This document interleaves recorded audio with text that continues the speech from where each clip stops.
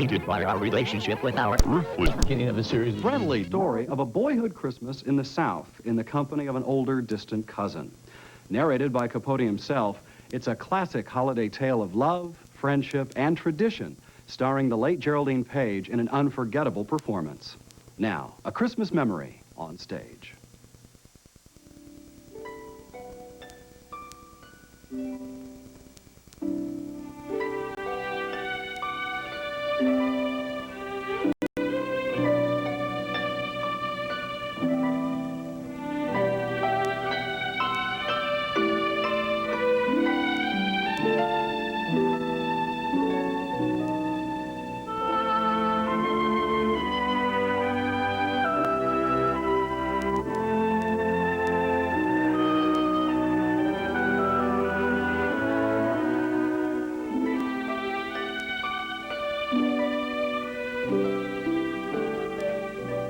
A coming of winter morning more than 30 years ago.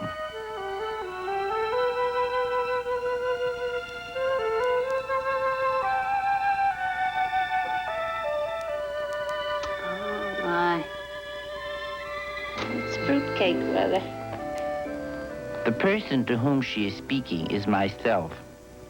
We are cousins, very distant ones, and we have lived together well as long as I can remember.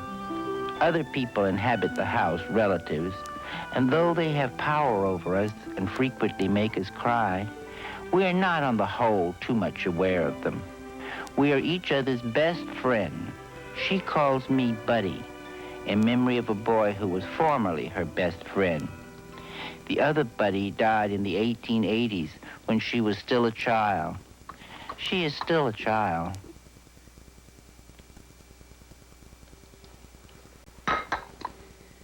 Yeah, it is. It's fruitcake weather.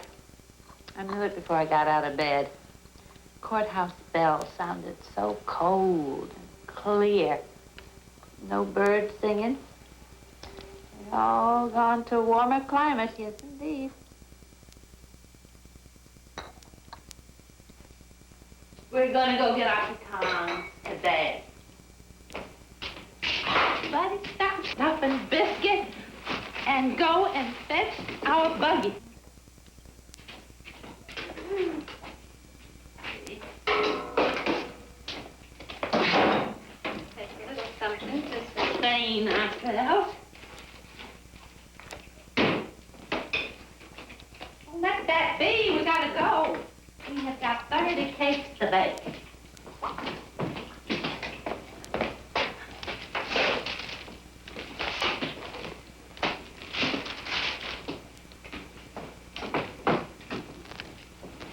Raggedy old thing. And the next room is not for my Christmas present. Would I give you a star for Christmas? Would I do a thing like that? Now go unload that buggy. Take everything out of it.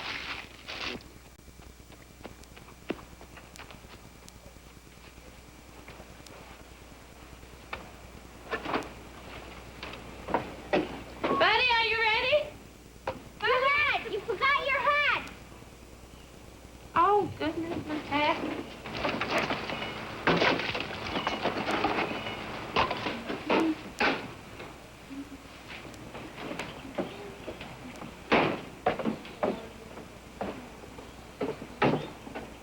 Buddy!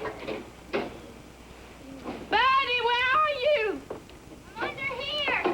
Queenie won't come out. Oh, come on, Queenie.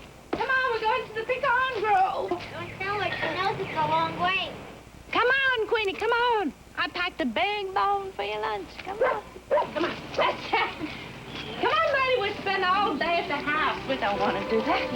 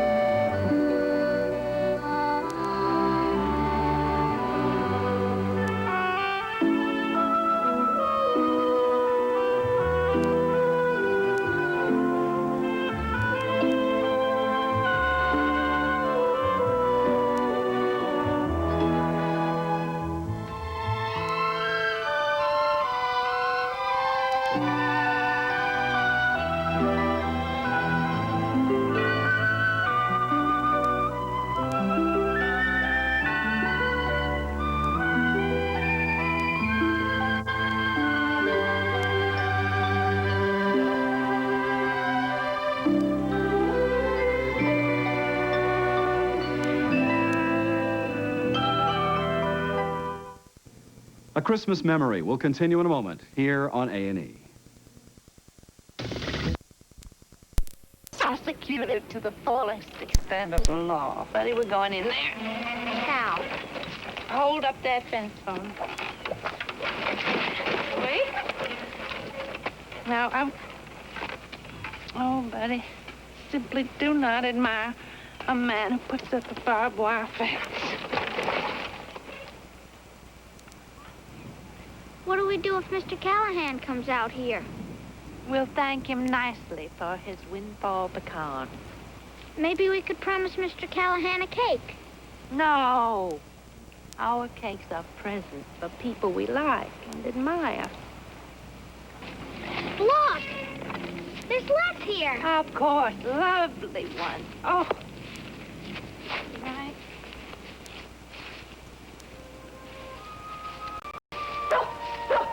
And you didn't want to come. Why, you would have missed all the fun.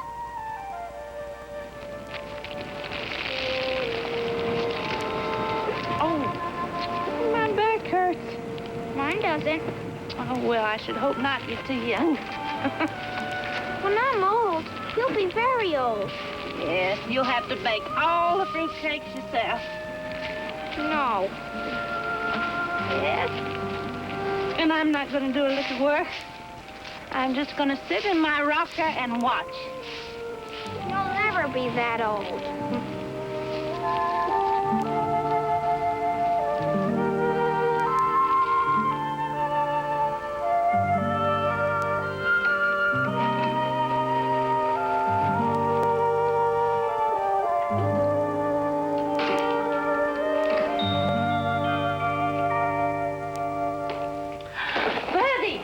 No, now.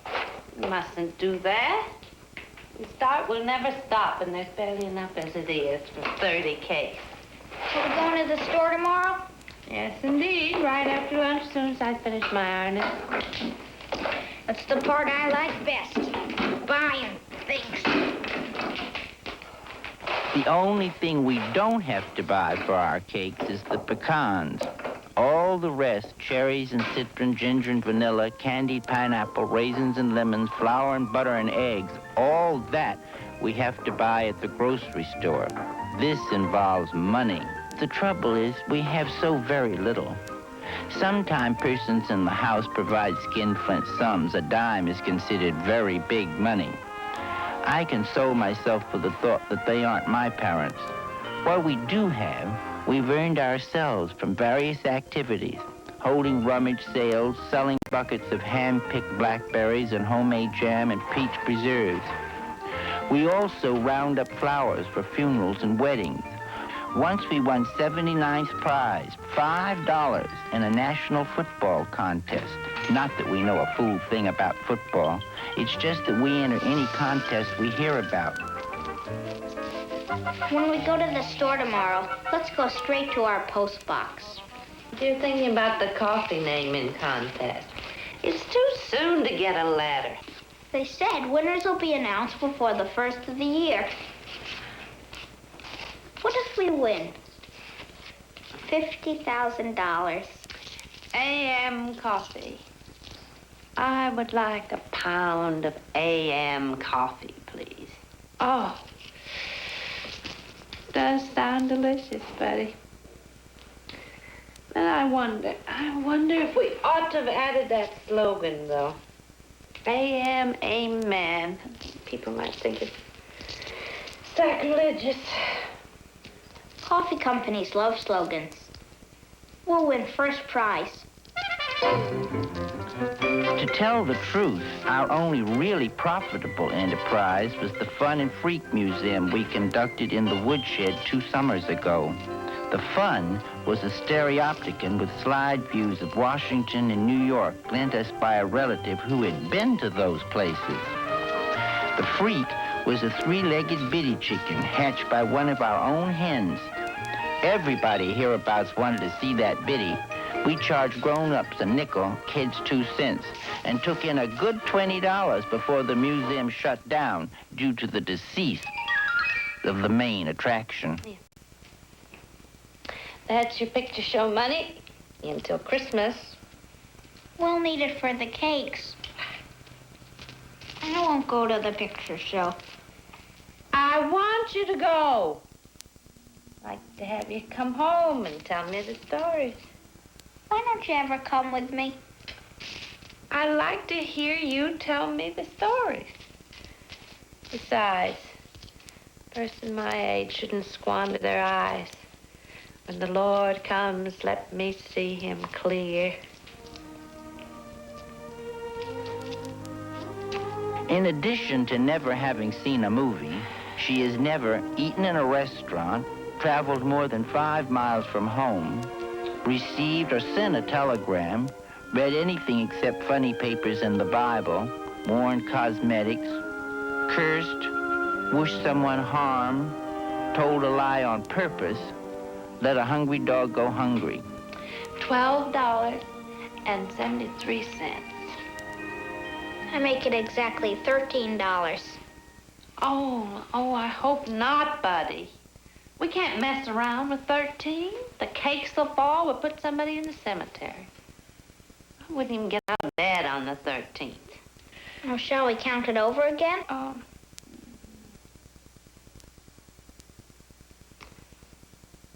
I tell you what. Just to be safe, let's throw a penny out the window.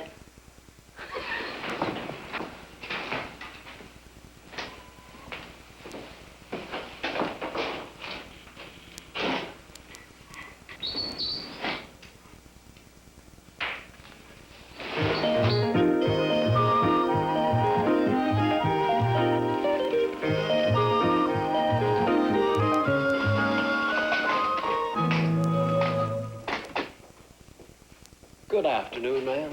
How y'all today? Just fine. Now, I have a long list, and we are going to need your complete attention. I shall indeed, ma'am, give you my complete attention. We have 30 cakes to bake this year. That's a generous lot of cakes. I recall that last year you didn't have enough of the candied pineapple. We have plenty of it now. All the way from Hawaii. I'll take 1.5 pounds. That's 50 cents a pound, ma'am. Comes to 75 cents. Count it out, buddy.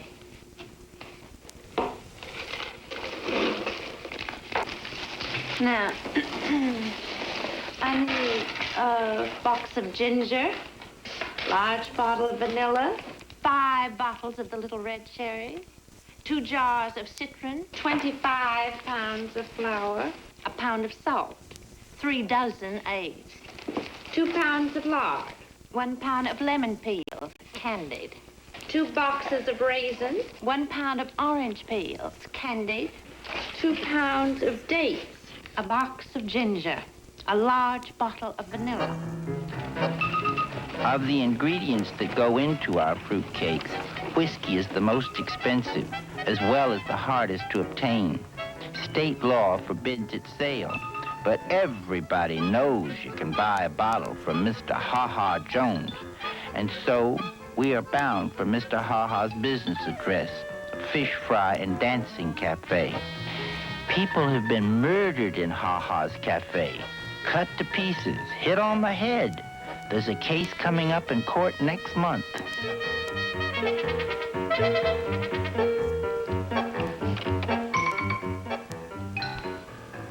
Buddy, What? it isn't so bad looking, is it? It's real pretty. All those decorations.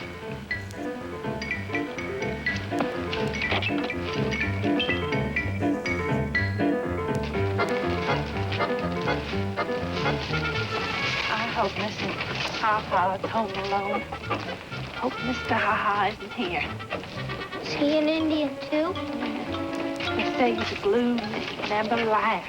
That's why they call him Ha-Ha.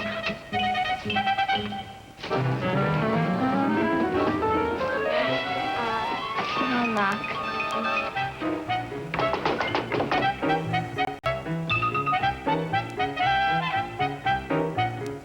Mrs. Ha-Ha, ma'am?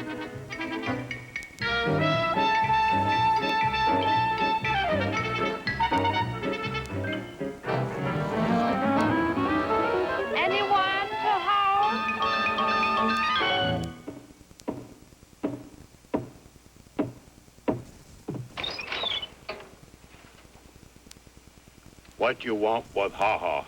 If you please, Mr. Ha-Ha, we would like a quart of your finest whiskey. Which one of you is drinking man? Oh, we want it for making fruitcakes, Mr. Ha-Ha. Cooking. That's waste of good whiskey.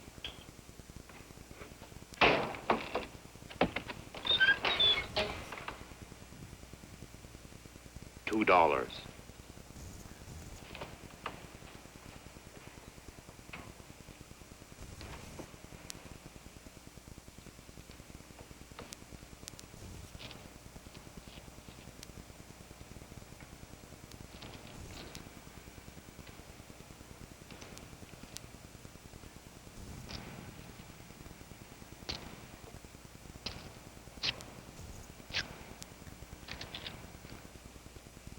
Tell you what. You just send me one of them fruitcakes instead. Oh, you mean a sort of trade? Oh, thank you very much, Mr. Ha-Ha. Thank you very much indeed. Thank you very much, Mr. Ha-Ha. Evening to you, Mr. Ha-Ha. Good evening, Mr. Ha-Ha.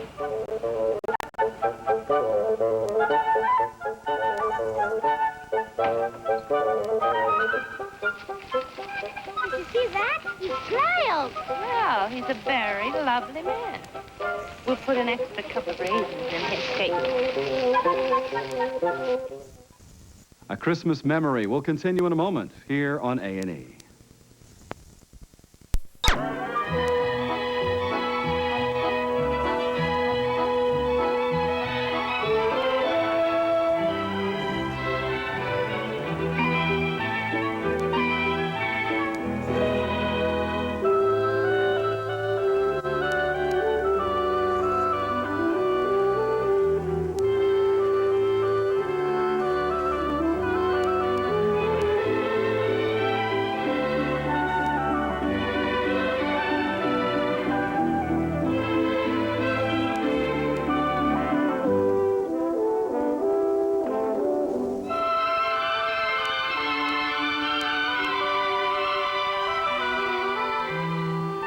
Who are our cakes for?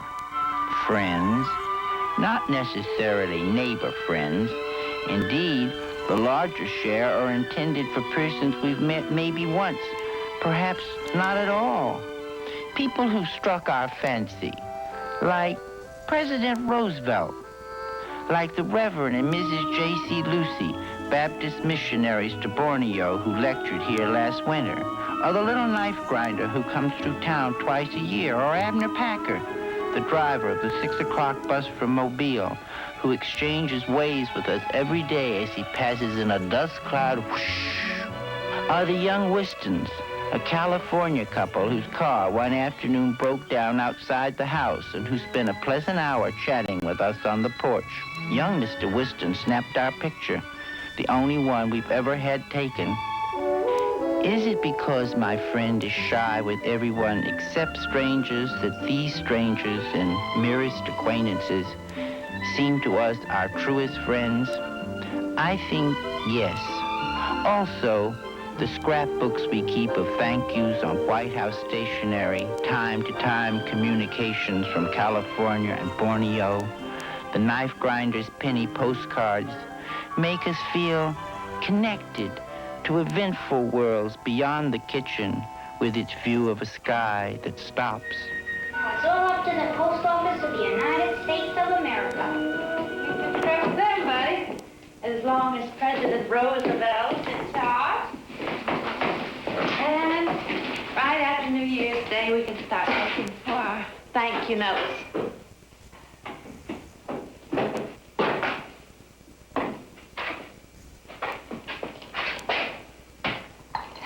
Well, now, what is the matter with you? The kitchen. It looks so empty. Everything's gone. They're broke.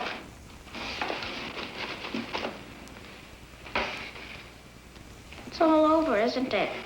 Well, my goodness, that's no reason to feel sad. We should feel proud and happy. We ought to celebrate. We are. We are going to celebrate.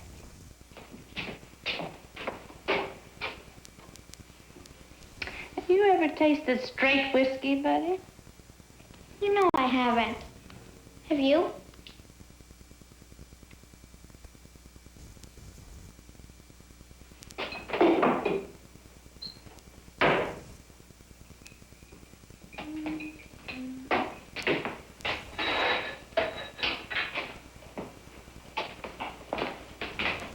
We don't like it. Oh, Uncle Charlie loved it. And we are both his relatives. Tastes run in families, don't you know? Well, here's your glass. Glass. Are you ready?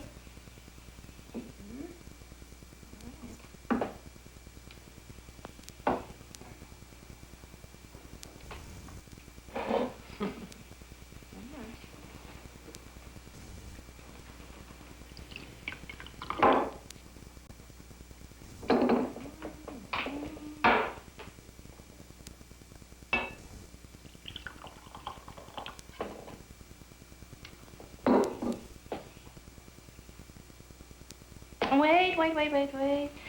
We have to have a toast. We have to drink in honor of somebody. I drink in honor of us. To us.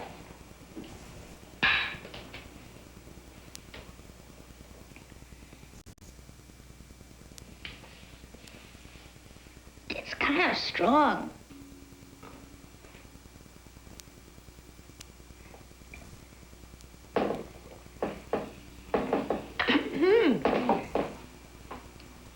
It's nice and warm down here, though.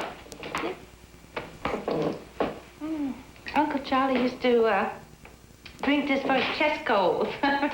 Oh. Mm-hmm. I like it. Well, it wouldn't be in a recipe for fruitcake if it wasn't good, no. Would it?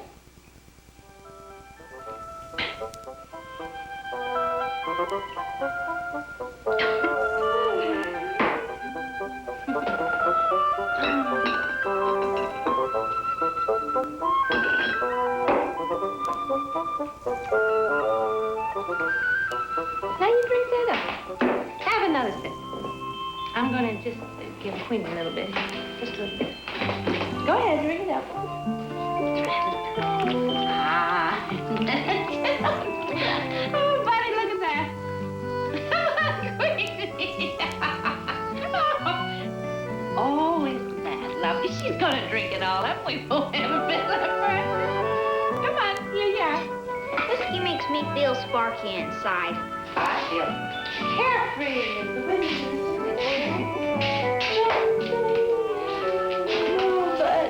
Oh, buddy. You're my buddy, aren't you? Oh, but buddy, you hurt my heart a minute ago when you said this kitchen was empty. And you know, when you come home from the movies and you tell me all the stories about what you saw, I see everybody you're talking about right here in this kitchen. I can just see them before my eyes. You know, sometimes there are just so many in here, there's just hardly room for me. What was that one you were telling me about? Oh, it was my favorite. Now, let me see. It was about the gypsies, when they were all dancing, remember? They all danced around and they had their decorations going. Oh, I could just see it all now.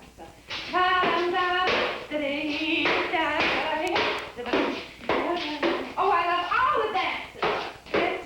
And what about the ones for the tap dances? Come on, you use the first one. I'm gonna be a tap dancer when I grow up.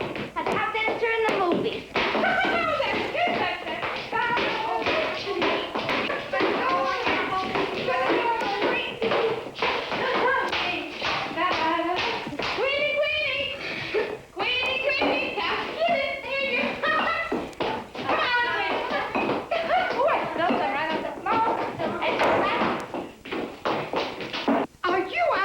mind feeding a child whiskey? A little boy with whiskey on his breath. Shame on you. You started him on the road to ruination. That's what you've done. A child like that. You must be loony. Yeah, Looney. Don't you remember Uncle Charlie? Don't you remember Cousin Kate? How about Uncle Charlie's brother-in-law? Anyone in town hears about this, what a scandal. Scandal. Get down on your knees and pray. Beg the Lord to forgive you.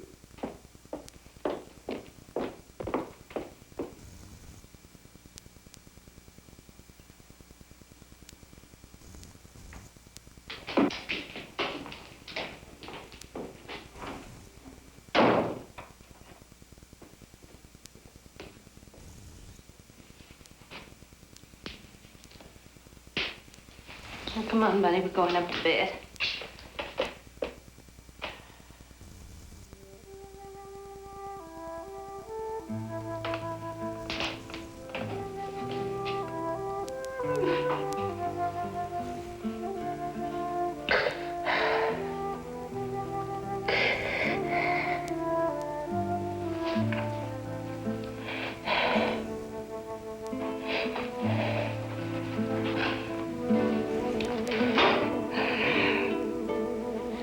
Don't cry. You're too old for that. It's just because I am too old. I'm old and funny. Not funny. Fun. More fun than anybody. Listen, if you don't stop crying, you won't be able to go cut a tree tomorrow. Oh, buddy. I know where we can find real pretty trees. And pine cones as big as pineapples. 'Cause it's way off in the woods. It's farther than we've ever been. Papa used to bring us Christmas trees from there, carry them on his shoulder. That's 50 years ago. Oh my, I can hardly wait for morning.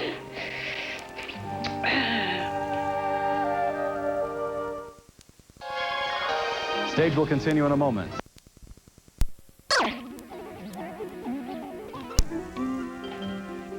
Can you smell it, buddy?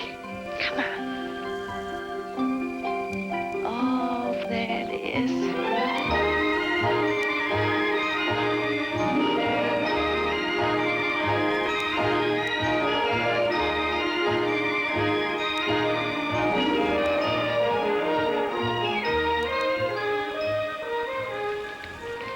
How about this one?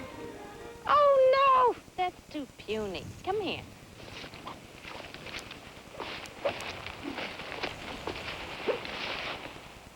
Oh, no, that's not tall enough. A tree has to be twice as tall as a boy, so a boy can't steal the star. Well, I've never done that. Yeah, I didn't say you. I said a boy. Other boys in the world besides you, know. Well, they don't count. I'm your friend. Oh. Oh, buddy! Buddy! Buddy, come here. I think we found it. Oh, buddy. You're growing up. 3 inches this year. Can't have a tree twice as tall as me. I'll never get it home. Oh, yes. Now turn around and reach. Reach. Stretch. Stretch. Up on your tiptoes. Oh. Ah, you can't reach that top. I think we found it. I think this is our tree. What is it? Yeah, it. Alrighty. Stand back. Here we go.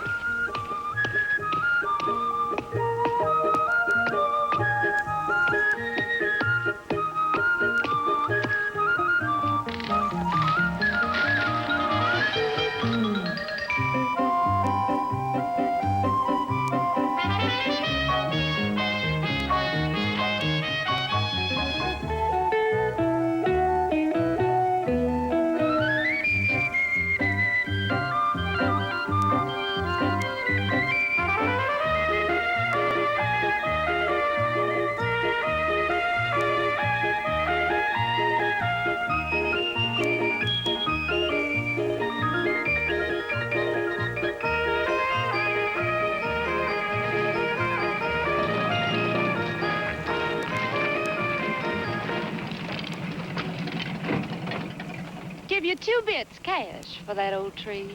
Oh, no. We wouldn't take $1 for it. $1? 50 cents. That's my last offer. Goodness, woman, you can get another one. Oh, I doubt it. There's never 2 of anything.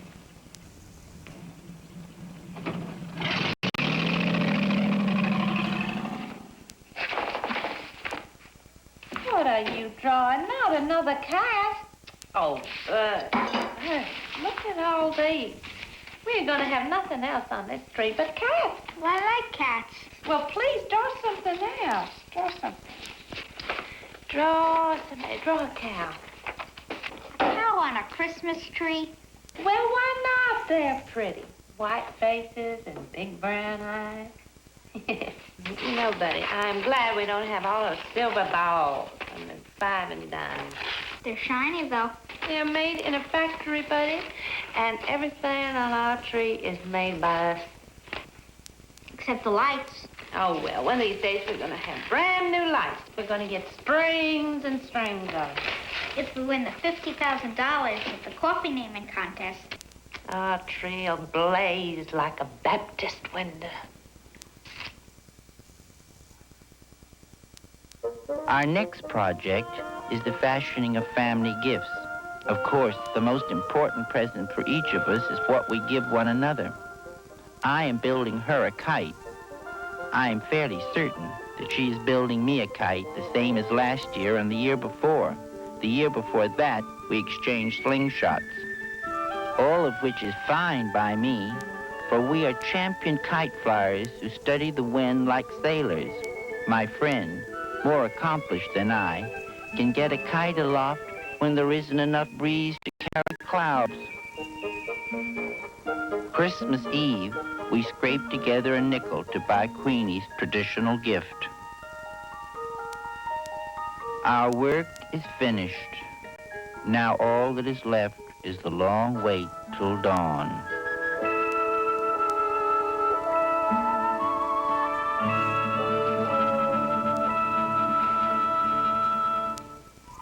Buddy, are you awake?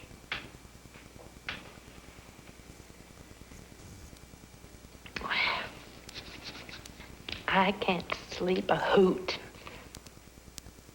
My mind is jumping like a jackrabbit.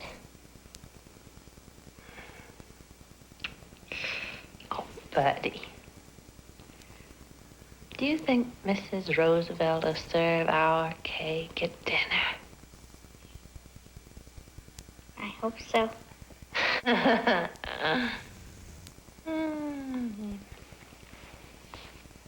Well, it seems like your hand used to be much smaller.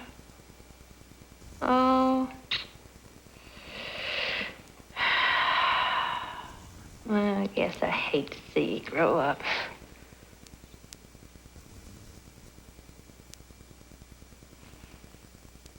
When you are grown up, will we still be friends?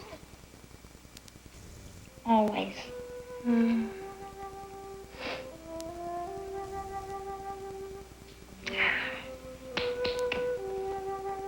Oh, but I feel so bad, Buddy. I wanted so bad to give you a bike. I tried so hard to sell my cameo Papa gave me.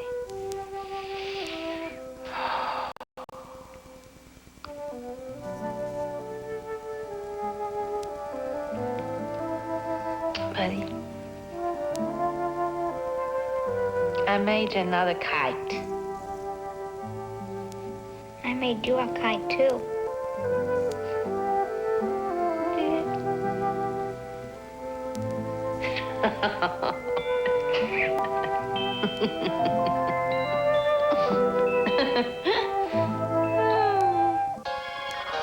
Stage will continue in a moment on a...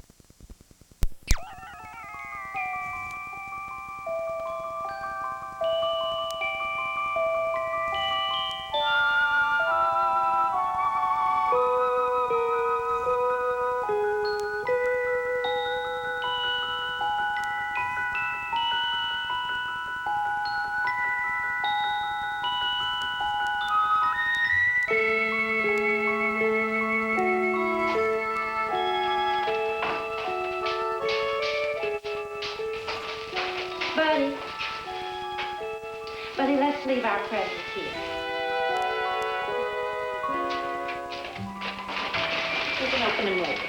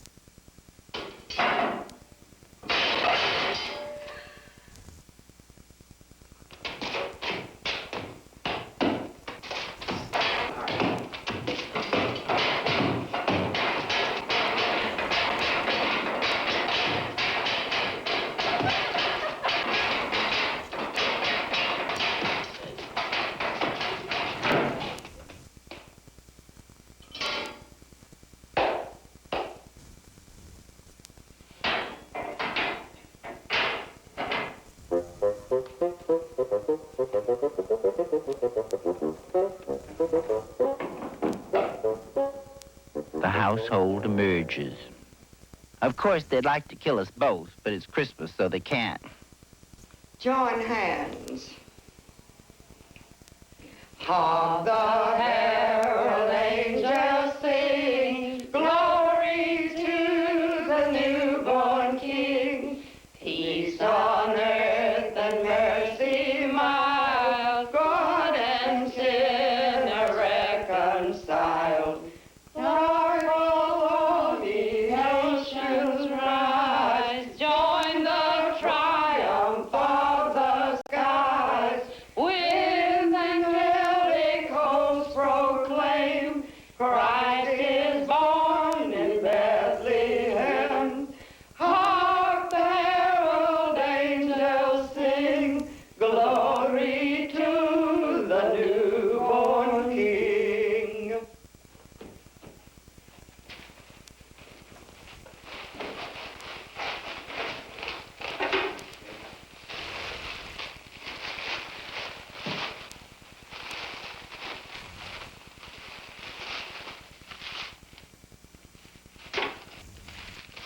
Well, I'm disappointed. Who wouldn't be? With socks, a Sunday school shirt, some handkerchief, a hand-me-down sweater, and a year's subscription to a religious magazine for children, The Little Shepherd. It makes me boil. It really does. My friend has a better haul. Some sweet-smelling soap, a new garden shears, fancy pot holders, a sewing basket, and a sack of satsumas. She is proudest, however, of a white wool shawl knitted by her married sister. I'll go give the fire a poke.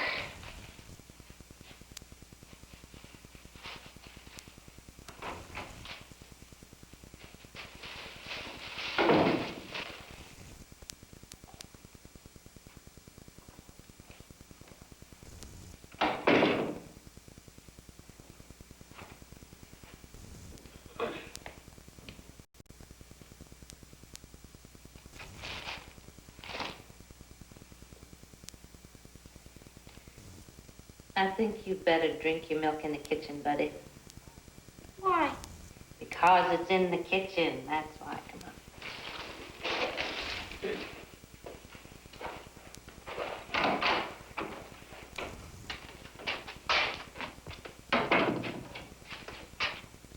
When did you do that? Oh, the other night when you were sound asleep, dreaming whatever boys dream about.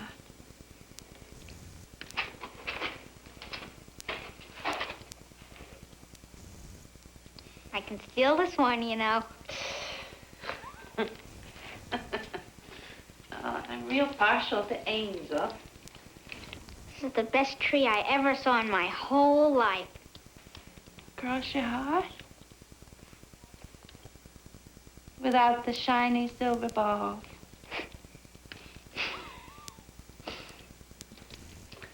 Let's open up here.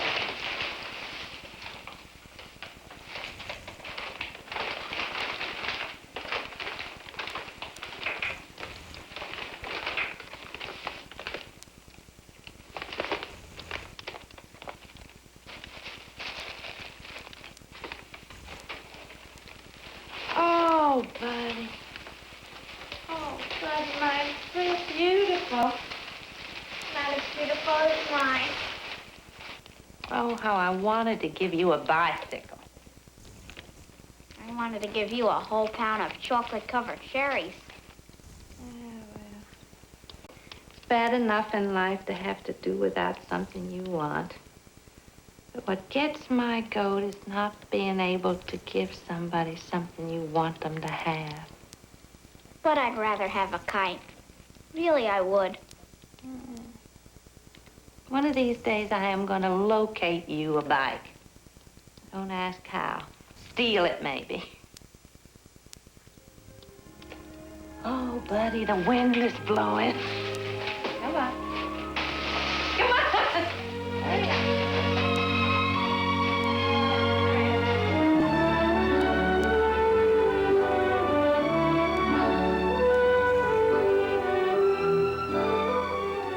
The wind is blowing, and nothing will do till we've run to a pasture below the house where Queenie has scooted to bury her bone, and where, a winter hence, Queenie will be buried too. We unreel our kites, feel them twitching at the string, like skyfish as they swim into the wind.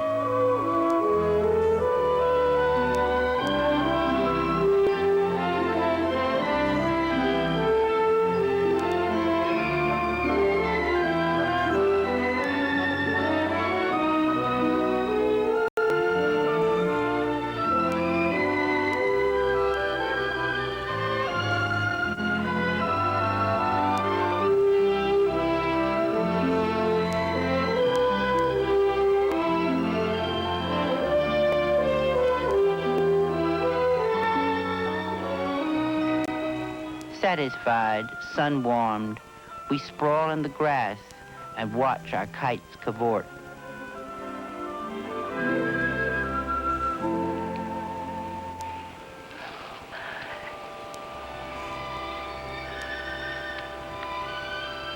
Oh, my, how foolish I am.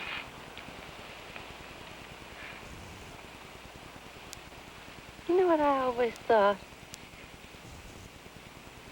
I always thought a body had to be sick and dying before they saw the Lord. I imagined that when he came, it would be like looking at a Baptist window. Pretty as colored glass, with the sun pouring through. Such a shine you wouldn't know it was getting dark. And a comfort to me. That shine. It'd take away all the spooky feeling. But I wager it isn't like that. I wager it never happened. I wager at the very end, a body realizes that the Lord has already shown himself. That things as they are, just what they have always seen, was seeing him.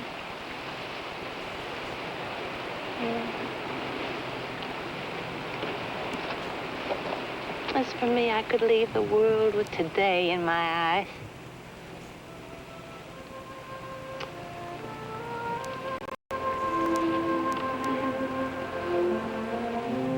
This is our last Christmas together. Life separates us. Those who know best decide that I belong in a military school, and so follows a miserable succession of bugle-blowing prisons, grim reveille-ridden summer camps. I have a new home, too, but it doesn't count. Home is where my friend is, and there I never go. And there she remains, puttering around the kitchen, alone with Queenie, then alone. Buddy dear. She writes in her wild, hard-to-read script, Yesterday, Jim Macy's horse kicked Queenie bad. Be thankful she didn't feel much. I wrapped her in a fine linen sheet and rode her in the buggy down to Simpson's pasture, where she can be with all her bones.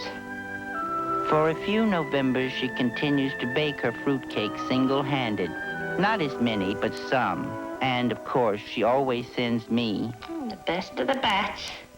Also, in every letter, she encloses a dime wadded in toilet paper. See a picture show and write me the story. But gradually, in her letters, she tends to confuse me with her other friend, the buddy who died in the 1880s. More and more, 13ths are not the only days she stays in bed. A morning arrives in November, a leafless, birdless coming of winter morning, when she cannot rouse herself to exclaim, Oh, my. It's fruitcake weather. and when that happens, I know it. A message saying so merely confirms a piece of news some secret vein had already received, severing from me an irreplaceable part of myself, letting it loose like a kite on a broken string.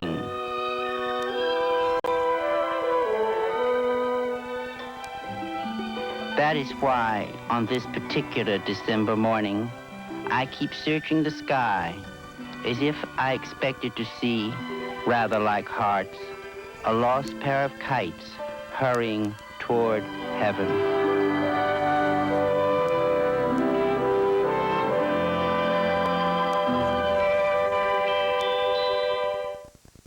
Truman Capote was an eccentric individual who is recognized as a master of capturing uniquely American moments, from the touching holiday story we just saw, to the disarming Breakfast at Tiffany's, to the chilling In Cold Blood.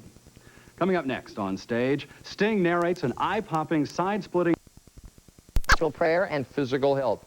And this week, at none other than the Harvard Medical School, doctors, psychologists, and members of the clergy are contemplating the subject. We, too, contemplate it this morning, starting with an example of the kind of medical case that doctors are looking at. Chantal has the story of a woman who declined cancer surgery in favor of prayer and now has recovered. People pray for all sorts of reasons. Some pray for world peace. Others pray for healing power. Doris Bowden prayed for a medical miracle.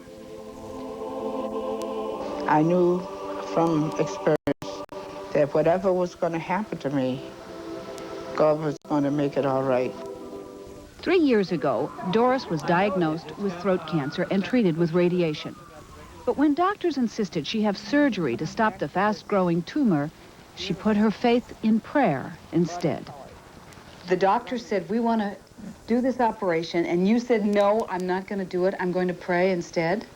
What did the doctors think of that? He turned his back to me. And after that, when I came to see him, he was a little bit distant, and he kept, you know, because he kept going down and down.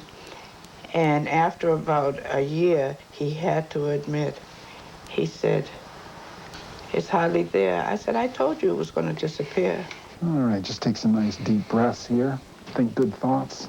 While most doctors don't view prayer as progressive medicine, some do believe strongly in prayer's healing power. Dr. Dale Matthews actually prays with his patients.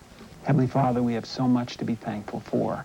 Dr. Matthews doesn't use prayer instead of conventional medical treatment, but he does believe prayer makes a difference. Her heart was very enlarged and she had fluid all throughout her lungs. And we treated her with medications and prayer. And lo and behold, 2 weeks later, at her next x-ray, her heart has now returned to a normal size, and all of the fluid that was here in this x-ray is now gone. This is now a normal x-ray. So the question is, was it the medication or was it the prayer? Albert Einstein once said there are two ways we can live our lives. One is to live life as though nothing was a miracle.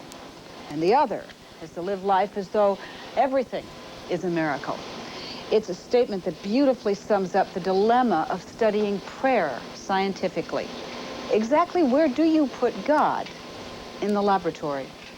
Dr. Herbert Benson of Harvard is a pioneer in the scientific study of the healing benefits of prayer. Did you ever consider that people might look at you as a doctor and say, this guy's a little loony? There was no question that at the beginning, many people told me here at Harvard Medical School that such studies of mind-body interactions were placing my career in jeopardy. Yet, there were always those who said, if we can't do this at Harvard, where can it be done? Dr. Benson found that when people meditate by repeating a word or a short phrase, healthful body changes occur, like lower blood pressure and slower heart rate. He calls it the relaxation response. We have discovered nothing new. We are simply quantifying what people have been doing for thousands of years and finding results that are acceptable in the language of science. Benson taught Doris Bowden the relaxation response, which she still does twice a day for 20 minutes. Her phrase is Lord Jesus, and her prayers are very simple. Help me to deal with this that was put upon me. Give me the strength to get through it. For the last 3 years, Doris has been cancer-free, and she's gone from taking 15 drugs a day for heart problems and diabetes to 5. Dr. Tim Johnson was in Boston over the weekend for the beginning of the conference at Harvard, and he is here with us this morning. Tim? Thank you, Charlie. 2 of my next guests were also at the conference. Dr. Dale Matthews is Associate Professor of Medicine at Georgetown University School of Medicine. He's an internist who incorporates prayer in his practice of medicine. Dr. Richard Friedman is a psychologist and Director of Research at the Mind-Body Medical Institute at the Deaconess Hospital of Harvard Medical School. And Dr. Larry Dawsey was certainly at the conference in spirit. He has written extensively on the subject of prayer and healing. His latest book is called Healing Words, The Power of Prayer and the Practice of Medicine. And also, in the interest of full disclosure, I should tell those of you who don't know that I am both a medical doctor and an ordained minister. And on that note, I have to say, gentlemen, that I obviously support the use of prayer and personal devotion and worship. But as a medical journalist and doctor, I have some questions about using it as a kind of tool in medical practice. So I'm going to start off with you, Dr. Dawsey, since you're an open and extensive advocate of prayer. When prayer is used in medical practice for the specific purpose of healing, how is it used, and how do you define what happens in that kind of use of prayer? Well, I think that we ought to follow one cardinal rule, Tim, and that's common sense. I think we ought to use what works. We know that drugs and surgical procedures make a difference. We ought to continue to use them, but we ought to follow the evidence also that looks at the effectiveness of prayer. It always comes down to one word, and that's the evidence. Currently, there are over 130 studies looking at the effects of prayer in hospital studies, clinics, laboratories of various sorts, in human beings and in other sorts of organisms that show that prayer has a healing effect. Okay, I want to come back to that evidence a little later and talk specifically about the one study that everybody talks about. But I want to turn to Dr. Friedman and say, does medical science have any grasp on how prayer works in this regard? Do we know whether it's a matter of sort of opening up inner resources, or is there any evidence that we're somehow connecting with an outside reality in this process? Well, I think that the reason that the Harvard Conference has received so much interest, and if there is an evolutionary aspect to it, it's because we have accumulated over the past decade a very good body of scientifically valid evidence which suggests that when you pray, it also brings about important psychological and physical changes in the body.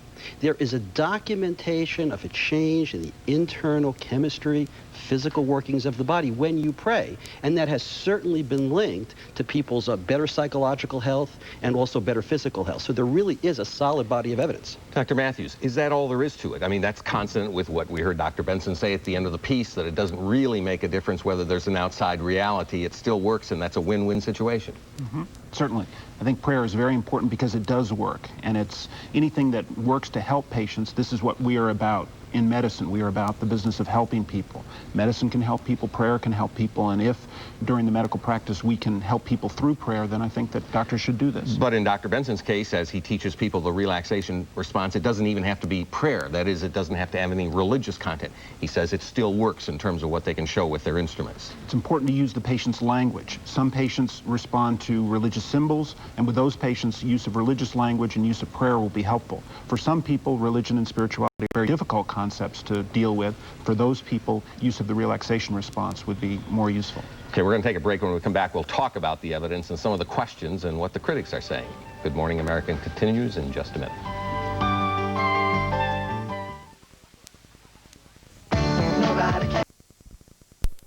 Famous study, Larry, that everybody talks about when they bring this subject up. Briefly describe it. It's probably the most famous study in the century on prayer. It was done, Tim, at San Francisco General Hospital by a board-certified cardiologist, Dr. Randolph Bird. Dr. Bird took 393 patients who either had a heart attack or severe chest pain. Everybody gets admitted to the coronary care unit, treated with state-of-the-art coronary care. The difference was, however, that half these people got prayed for. From a distance? From a distance. Another city? It was prayer groups as far away as Florida to San Francisco. And the patients didn't know if they were getting prayed for or not? This is what we call a double-blind study. Nobody knew who was and wasn't getting the prayer. It looked as if the prayed for group received some sort of special advantage. There were fewer deaths in the prayed for group. They required less potent medications, such as antibiotics and diuretics. Most significantly, the people who got the prayer did not require being intubated with the tube down, hooked up on the mechanical breathing machine, while in the unprayed for group, 12 people had to have this done. This was a statistically significant study. Now, Dr. Friedman, I have to say, this almost makes prayer sound like a gimmick. If people don't even know they're being prayed for, how can they be participatory in the process? Well, this is a very provocative study, but as you know, science does not progress on the basis of a single study. There are some methodological problems with that study. It needs to be replicated. Of course, it's tremendously provocative, but we have to see. The jury's still out on whether or not those kinds of things can work. So it just isn't ready for us to make a decision about it yet. Dr. Matthews, you do use practice regularly, prayer in your medical practice. Theologically, if I may use that phrase, it almost makes it sound like God isn't going to do anything unless we pray. It's as though we're begging God rather than expecting God or allowing God. Why do we have to pray for healing? Because God tells us to pray. The scriptures say that we should pray without ceasing. And I think as a medical doctor, I'm committed to helping people. As a professor of medicine, I'm committed to seeking the truth. And as a person of faith, I'm committed to serving God. And so praying with patients can accomplish all of that. Most patients pray, and so I think I'm helping them by sharing that with them. And I'm also serving God at the same time. Dr. Friedman, you're itchy over there. Well, I think that Dr. Matthews and I actually agree about this. The important point, I think, is that one doesn't need to choose. The evidence is such that you don't have to make a decision between faith or reason, that we now have enough evidence to suggest that you can integrate both, and that absolutely will maximize your health. Dr. Doxey, this is like chicken soup. It can't hurt, I guess. Well, it is the best of all possible worlds, and I really mean that. But we don't want to get into this position where we have to choose between them. I agree with Richard tremendously about this. If you've got appendicitis, you ought to have an appendectomy. But you ought to get prayed for, too, in my judgment, because there are actual studies that show that prayer increases the healing rate of surgical wounds. And we could go on forever. We've got to stop. Back to you, Charlie. All right, thank you very much, Dr. Tim Johnson. Later on Good Morning America, Steve Martin's going to be with us now in Father of the Bride 2. And we'll be right back. Stay with us.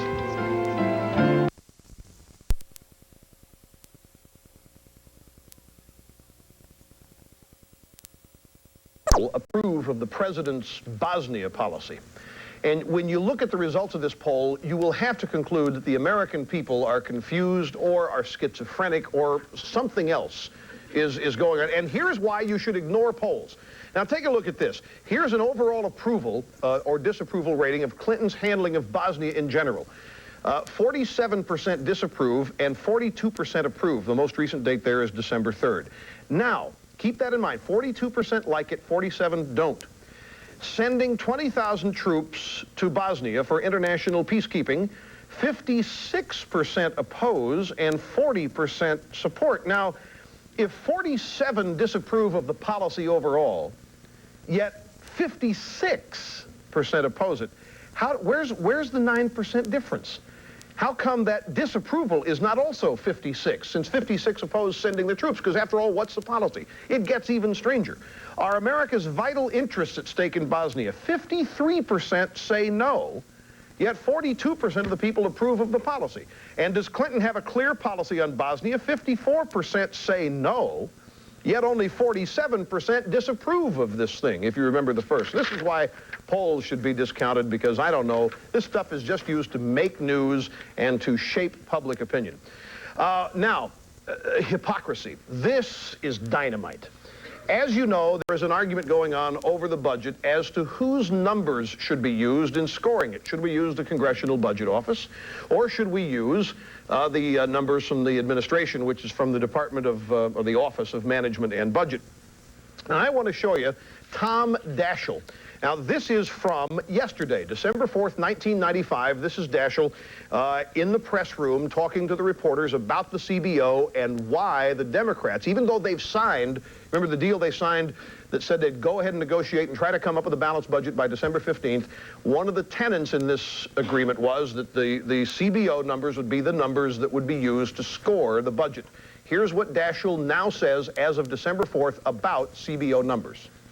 CBO at that time was a much more credible reference. Today, I think it's a Republican-orchestrated, Republican-run, Republican-dominated organization that can't be relied upon as a bipartisan resource any longer, and I think we all have established that.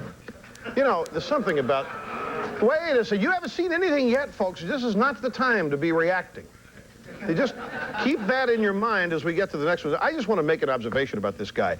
He speaks so softly and he's so quiet-spoken, you know, and it just conveys this impression of love and compassion and devotion, and we only want what's best for you, and CBO numbers are just horrible. Heck, you know he doesn't talk that way when he's talking to his friends. He's probably just as boisterous as anybody else. Now, I want to show you Daschle on Meet the Press 5 months ago. Remember now, CBO, can't use them anymore. Republicans have polluted the CBO.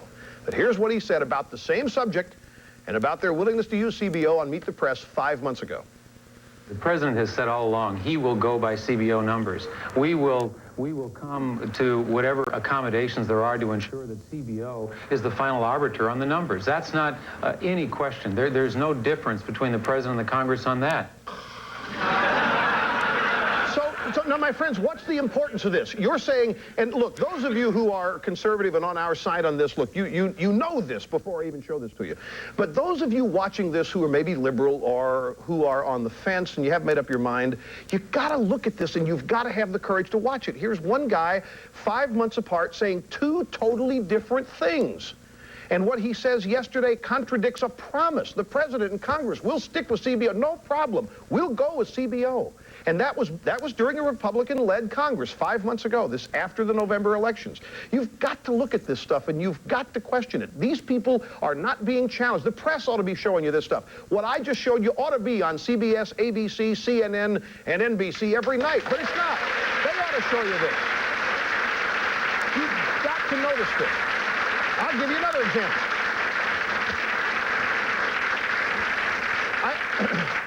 I did a nexus search of a newspaper database, and all I did, I entered as my search criteria Panetta and budget. And I found the most interesting thing from the 1991 year. It was the December 13th issue of the San Jose Mercury News. And I want you to read along with me because this is just amazing. Saying the government cannot sustain another decade of runaway health care costs, the Democratic chairman of the House Budget Committee called Thursday for deep cuts in the Medicare program. The proposal was part of a long-range plan by Representative Leon Panetta. Panetta stressed spending cuts instead of tax increases as the primary way to reduce the deficit. The massive programs that benefit the elderly cannot be shielded indefinitely.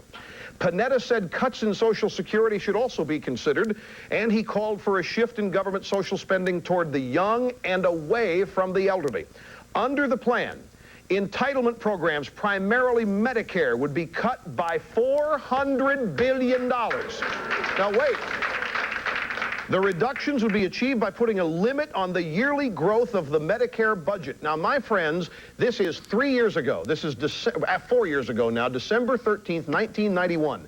This follows a rancorous budget debate for the 1991 budget when George Bush proposed $25 billion in Medicare cuts, and they were saying, the Democrats back then, exactly what they're saying now. It's going to kick elderly out of their homes. It's going to make sure that they don't get medicine when they get sick. They signed the budget, 1991, without the $25 billion Medicare cuts, and Panetta comes along in December, proposes $400 billion in Medicare cuts.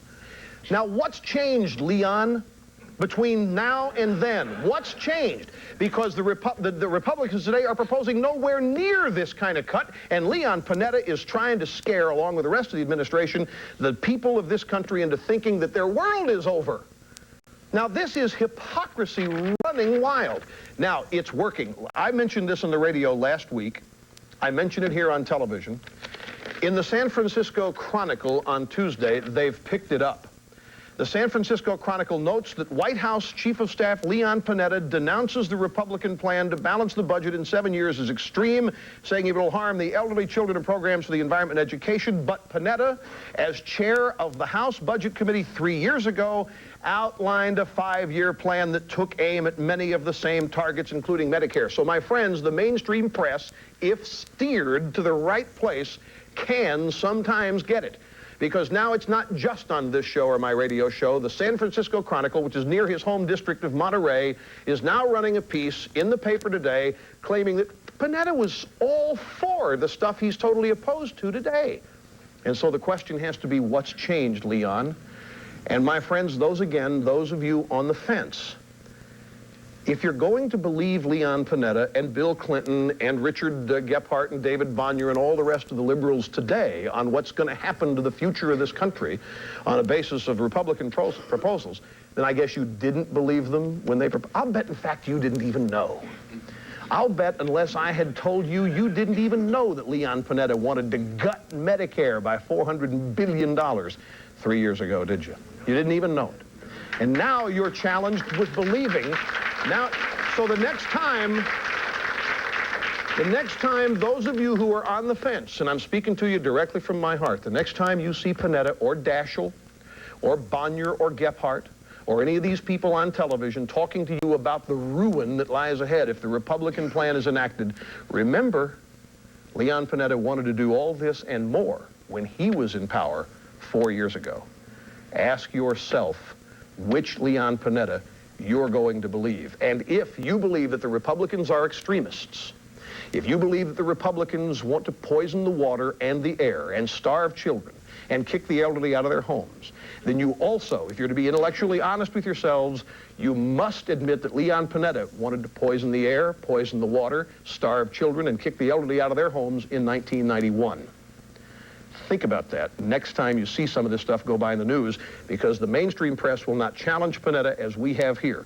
You can dislike me all you want for making you confront this, but if you're going to be a citizen and take citizenship seriously and delve into these matters and try to make informed choices and votes based on this, then you've got to have the courage to accept the truth, whether it comes from me, Ronald Reagan, Newt Gingrich, or, well, it won't come from a liberal, so you're not challenged.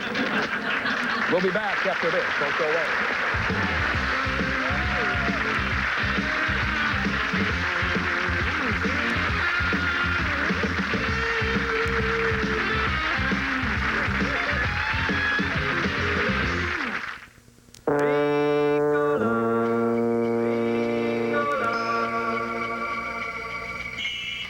Good idea.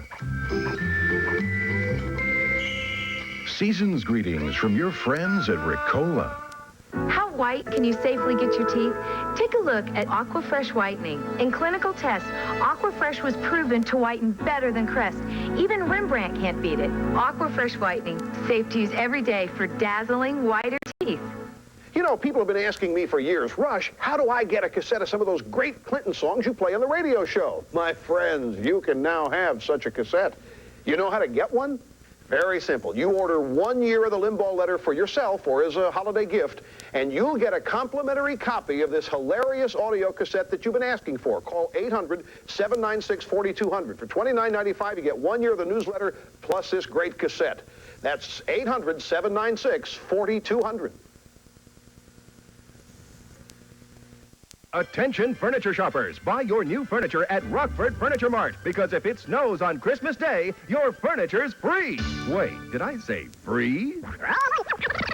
You sure did. Then free it is. It's simple. Buy all the furniture you need, then let it snow, let it snow, let it snow. Because if it snows 3 inches or more on Christmas Day, your furniture's free. So get to Rockford Furniture Mart now. Remember, if it snows this Christmas Day, it'll be a blizzard of free furniture at Rockford Furniture Mart. With your period, it's always something. If it's not major cramps, it's headaches, backaches, big-time bloating, or that occasional irritability factor. Good thing Pamprin has 3 ingredients to relieve them all. Try Pamprin, way beyond pain relief, period relief. If you're living with pain, You want fast relief. You want Flexol 454. Warm, soothing relief that gets you moving again, working again, enjoying life again. Living with pain? Think fast. Think Flexol. If pro trainers recommend it, you know it's the best. Television. Today, during my radio program, I got some calls from people in a panic. They said, Rush, the press is reporting that Mr. Newt says if the budget is not balanced by December 15th, if there's not an agreement, then the stock market will crash and interest rates will go through the roof. And I say, are you sure that's what Mr. Newt said? Well, that's what they're saying he said. That's what they're saying he said. And all this has come in a discussion of whether or not Mr. Newt should assume a lower profile, which I think is a ridiculous idea. If you're talking the truth, you shout it louder. You don't shut up. You just... But... Anyway...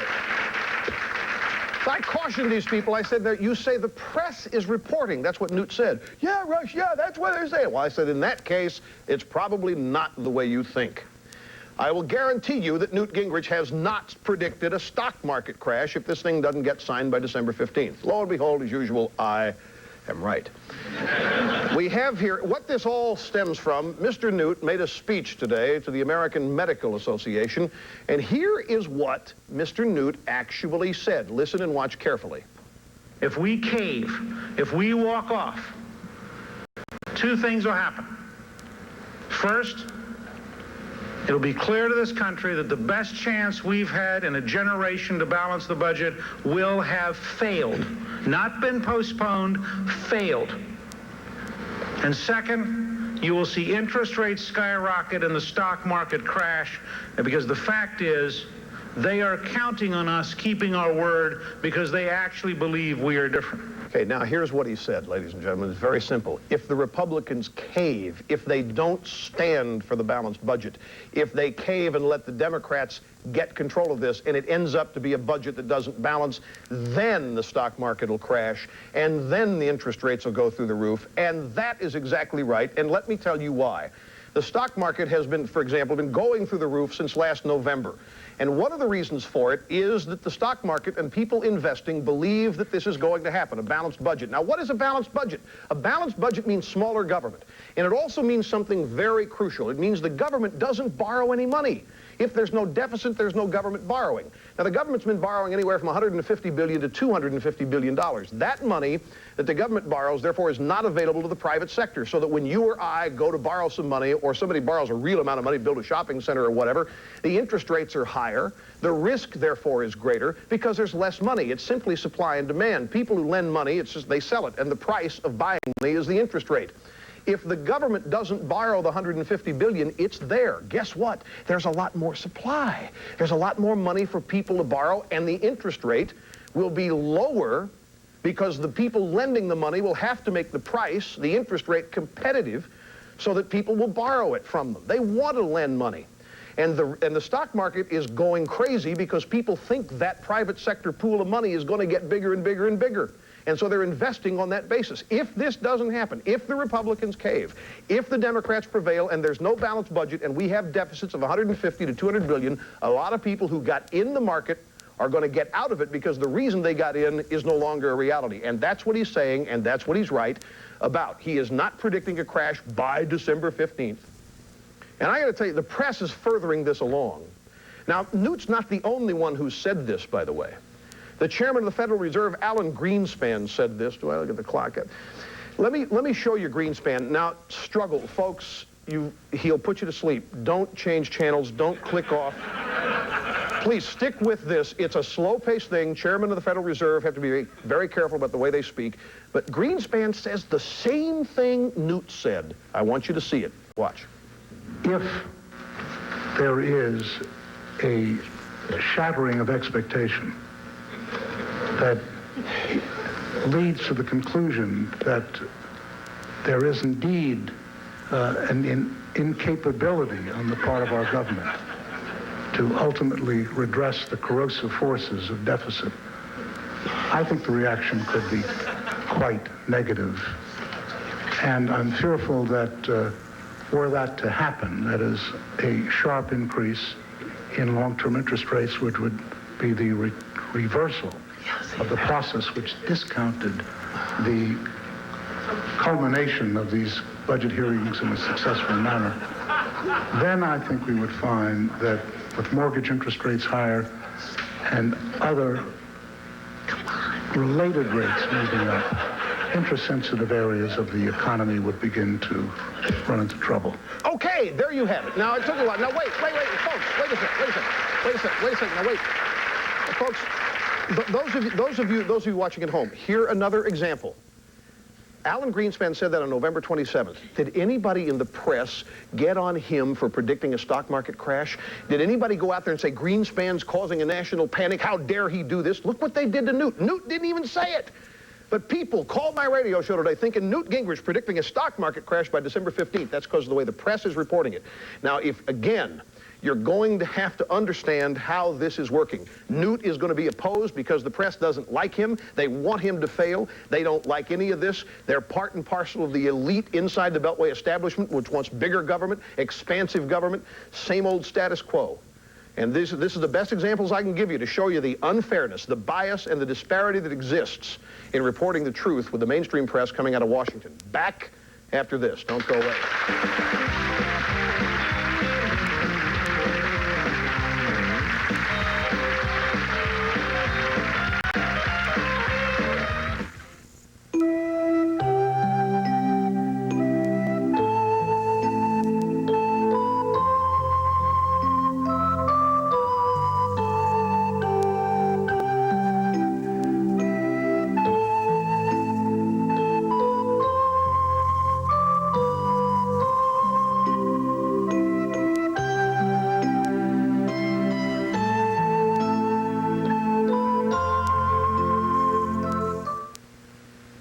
Presenting the Smart Clapper. Turns things off, turns things on, lets you control 2 different appliances. Clap twice to turn on one.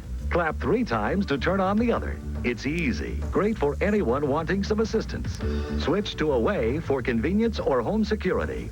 Your lights will turn on as you enter a room. Or if someone else does. Clap on, clap off.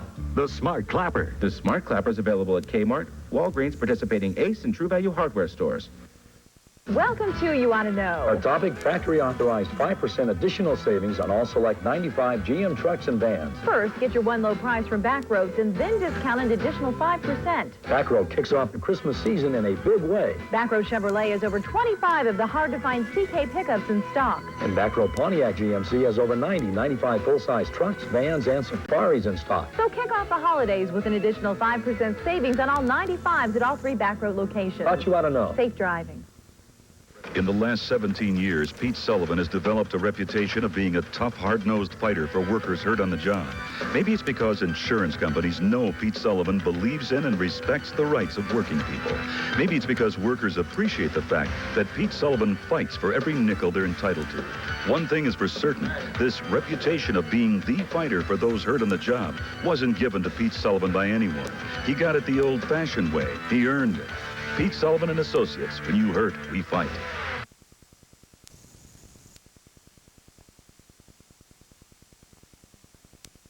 Leaders of the American Medical Association critical of plan to alter Medicaid, rebuff to GOP's hopes. Doctors group says Congress should guarantee benefits for low-income people. The story is all about how the AMA is moving away from the Republicans on Medicare and Medicaid. It's not true. Here's Mr. Newt again from the AMA's speech today. Now, I just want to give you a test for the reporters who are here. It says, this is the page 1 headline, Leaders of AMA critical of plan to alter Medicaid, rebuff to GOP's hope. Okay? How many of you feel there's a deep split between the practicing, patient-caring physicians of America and the Republicans who are trying to save Medicare? Now, how many of you think, in fact, we're actually working pretty closely together in order to do a better job providing a better service and a better approach with less litigation, less regulation, less Washington control? I'm just curious. How many think we're in the...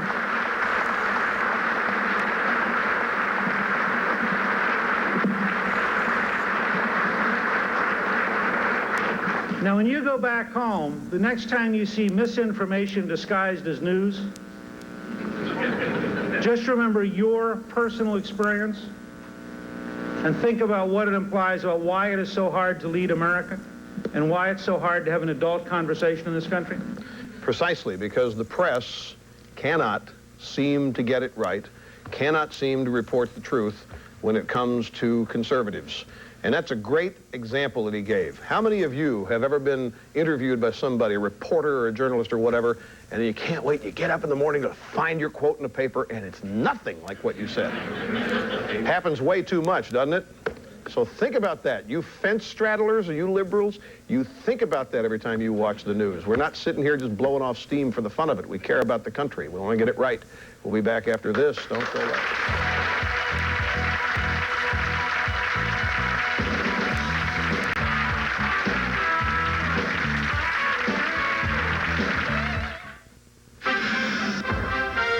There is a magic within them, a legendary quality. They are men of miracles. Fly with them in this extraordinary new video, NBA Legacy, Living Legends to Rising Stars. You also get the officially licensed NBA team sweatshirt of your choice. Both the authentic sweatshirt and the video are free with your paid subscription to Sports Illustrated. NBA Legacy traces a line of superstars as greatness is passed from one generation to the next. You also get a great-looking heavyweight sweatshirt featuring the colorful logo of your favorite NBA team. No matter which team it is, it's free when you order 54 issues of SI for only $1.47 an issue. Save over 50% off the cover price. Use your credit card. Call now and get NBA Legacy plus the team sweatshirt of your choice, both free from Sports Illustrated. It's a sports experience like no other. Sports Illustrated. Get into it. Welcome to You Want to Know. Atomic factory authorized 5% additional savings on all select 95 GM trucks and vans. First, get your one low price from Backroads and then discount an additional 5%. Backroad kicks off the Christmas season in a big way. Backroad Chevrolet has over 25 of the hard-to-find CK pickups in stock. And Backroad Pontiac GMC has over 95 full-size trucks, vans, and safaris in stock. So kick off the holidays with an additional 5% savings on all 95s at all 3 Backroad locations. Thought you ought to know. Safe driving. On the next Billy Graham television special, you'll hear country music recording artist Ricky Skaggs, America's beloved gospel singer George Beverly Shea, and Billy Graham speaking on the subject, God's unchanging love. The Bible hasn't changed. The Word of God hasn't changed. The grass withereth, the flower fadeth, but the Word of our God shall stand forever. See Billy Graham with an important message tonight at 7 on WREX. Shop Ambrose Christmas Store for the best selection. Thousands of ornaments and over 100 decorated trees on display. Ambrose Christmas Store, Rockford and Lake Geneva. For experienced Social Security attorneys, call Tuitt Shaw and Associates at 965-5777. Go to the wild, wild east, Russia, where outlaws rule and Americans are the prime target. Watch the new A Current Affair. Weekdays at 6. Just watched The Truth. Now it's up to you to have the courage to believe it and then spread it. America depends on you. Help us out. See you next time. Bye-bye. Services provided and promotional fees paid.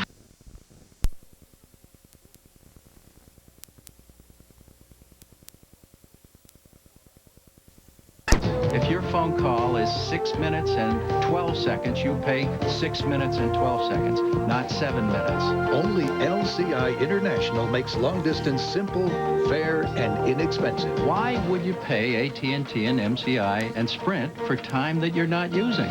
It's like buying a dozen eggs and coming home and finding that 2 are missing. It's like buying 20 gallons of gas and finding out that they only gave you 16. Wouldn't you get angry about that? Call LCI now, and you'll get 120 minutes for just a penny a minute on calls anywhere in the continental U.S. with your World Card Plus and Home 800 number. You should get what you pay for. You should use LCI.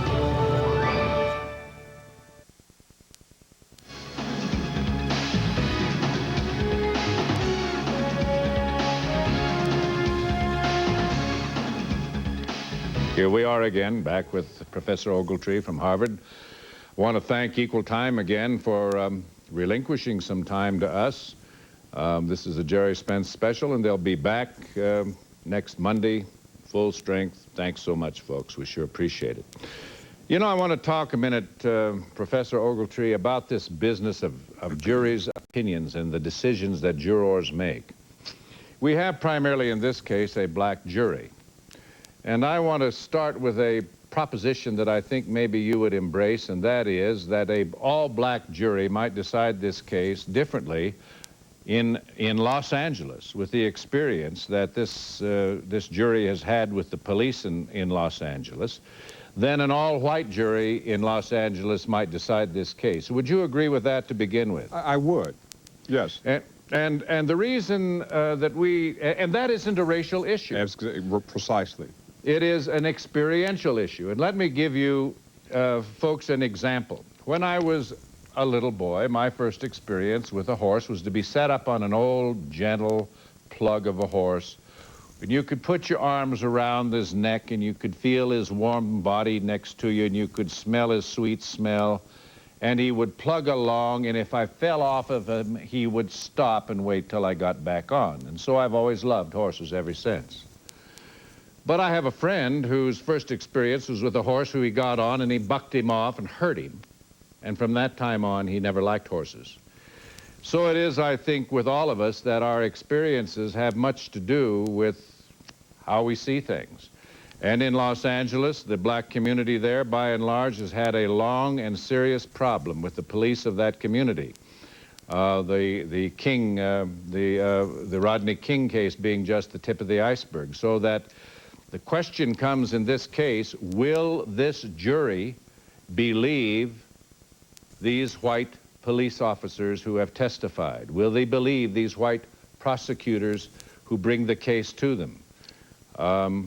That's the question, and it has to do with their experience. So what we need to do in this case maybe is not to talk so much about our needs to change our views about race, because I think we all believe that racial views are improper. We need to begin to examine what can be done to make sure that the police in this country treat us all alike. Would you agree with that? I do. One of the things, Jerry, for me is that it's not will they believe the police. The question for me is should they believe the police?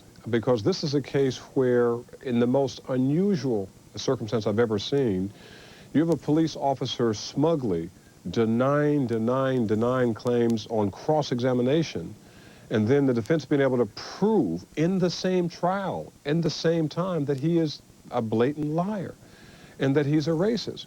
That is extraordinary. A lot of people make those claims, they make those subtle suggestions, but Johnny Cochran is probably one of the few lawyers able to both claim an officer as a racist and then to demonstrate it by his own words of the officer in his own trial. And so that's the problem. Should they believe the police? And one thing that's important, Jerry, black and white jurors should be offended at Mark Furman doing and saying what he did. It should not just be blacks who are upset. It should not be an issue of race. No, it should be an isn't issue, exactly. And so people should not be upset because all 12, not just 9, O.J. can't be acquitted with a jury of 9. He has to be acquitted with a jury of 12. Everyone has to agree that he's not guilty beyond a reasonable doubt. And that's going to be a tough test to see if this jury can come together as 12 citizens, 12 human beings, putting aside race and everything else and decide the case on the basis of the evidence. Anita, thank you, Professor Ogletree. Anita in Florida, talk to us. Mr. Spence, first, let me say it's such an honor to speak with you. My husband, whose name is also Jerry, and I consider you to be the Patrick Henry of our time, and hope that perhaps history will bear that out. My concern in this whole case is that perhaps there's a situation where elitism is using a very hurtful situation as racism to appeal to a group of people in the jury who we've asked to be in an unnatural condition for a great deal of time, never to form any opinions until all of a sudden they're allowed to form an opinion, and then we go at their roots and we hit them with some very hurtful issues. And I'm wondering how natural of a decision that really can bring. You know, that concerns me. The whole thing concerns me. What a wonderful question. You know, Charles Ogletree, you and I don't make decisions at home like this. We don't have to sit around, sequestered from the world, living with strangers that we've never seen before, listening to all kinds of idiots, both and geniuses, talking to us day after day, to make our decisions. It isn't a natural way for people to make decisions, is it? It's very unnatural, and that's why the sequestration of this jury for such a long time is problematic. But I think her second point requires closer examination. I think that this jury will have an emotional reaction to this case for a couple of hours. And then they're going to sit down and roll up their sleeves, and they're going to work very hard. This jury is going to work over the exhibits, over the documents, over the testimony. And the lawyers, in my view, will play a very insignificant role in that jury room after about 3 or 4 hours. I think they're going to put that aside and say, let's look at the evidence on both sides.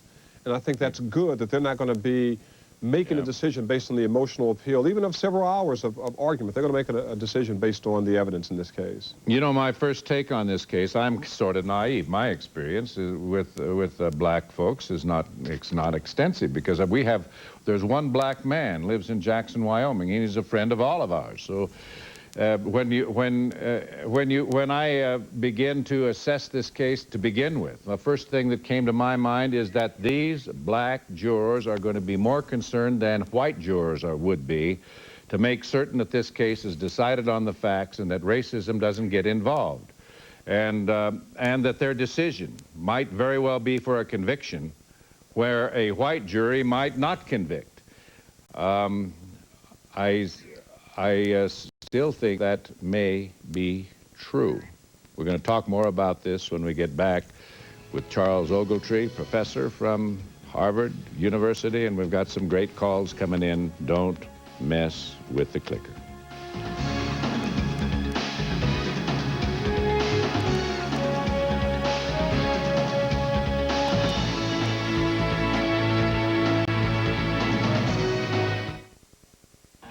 Imagine an automobile engineered to such precise tolerances, it feels as if it were formed from a single piece of steel. Introducing the all-new 1996 Mercury Sable.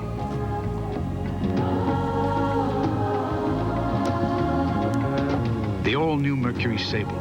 Imagine something better. Imagine yourself in a Mercury.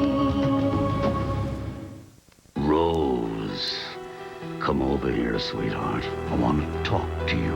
Up close. Rose Matter, Stephen King's powerful new book from Viking. Sometimes a woman's got to take things into her own hands. Had enough of high credit card rates? You know, the average American pays about 17%, mostly because of someone else's bad credit. But you're not average. You pay all your bills on time. You deserve to pay less. Now that's more like it. A 7.9% Visa card from a bank you know, Chase Manhattan. Call 1-800-577-1300 to apply for the card that's going to save you money. You can transfer your high-interest balances, and you don't pay an annual fee. So come on, call and apply for a Chase Visa with a 7.9% rate that's fixed until June 96. Because credit like yours deserves an interest rate like ours. The 7.9% Chase Visa. Anything more is just too much. 1-800-577-1300. Now get 24 issues of the new New Yorker week after week for just $19.98. Save $40 off the cover price and get the special cartoon collection free with your paid subscription. Call 1-800-851-1400. This weekend on Straightforward, don't miss a group of great interviews as Roger Ailes goes one-on-one with actor Henry Winkler, former renegade FBI agent Paul Lindsay, actor Tony Danza, and political humorist P.J. O'Rourke. This weekend on Straightforward with Roger Ailes. Expanded Simpson coverage on CNBC. First, Jerry Spence takes on racism and the Simpson trial. Coverage continues on a special 2-hour Rivera Live. Then at 2, trial updates from KNBC in Los Angeles. It happens tonight on CNBC.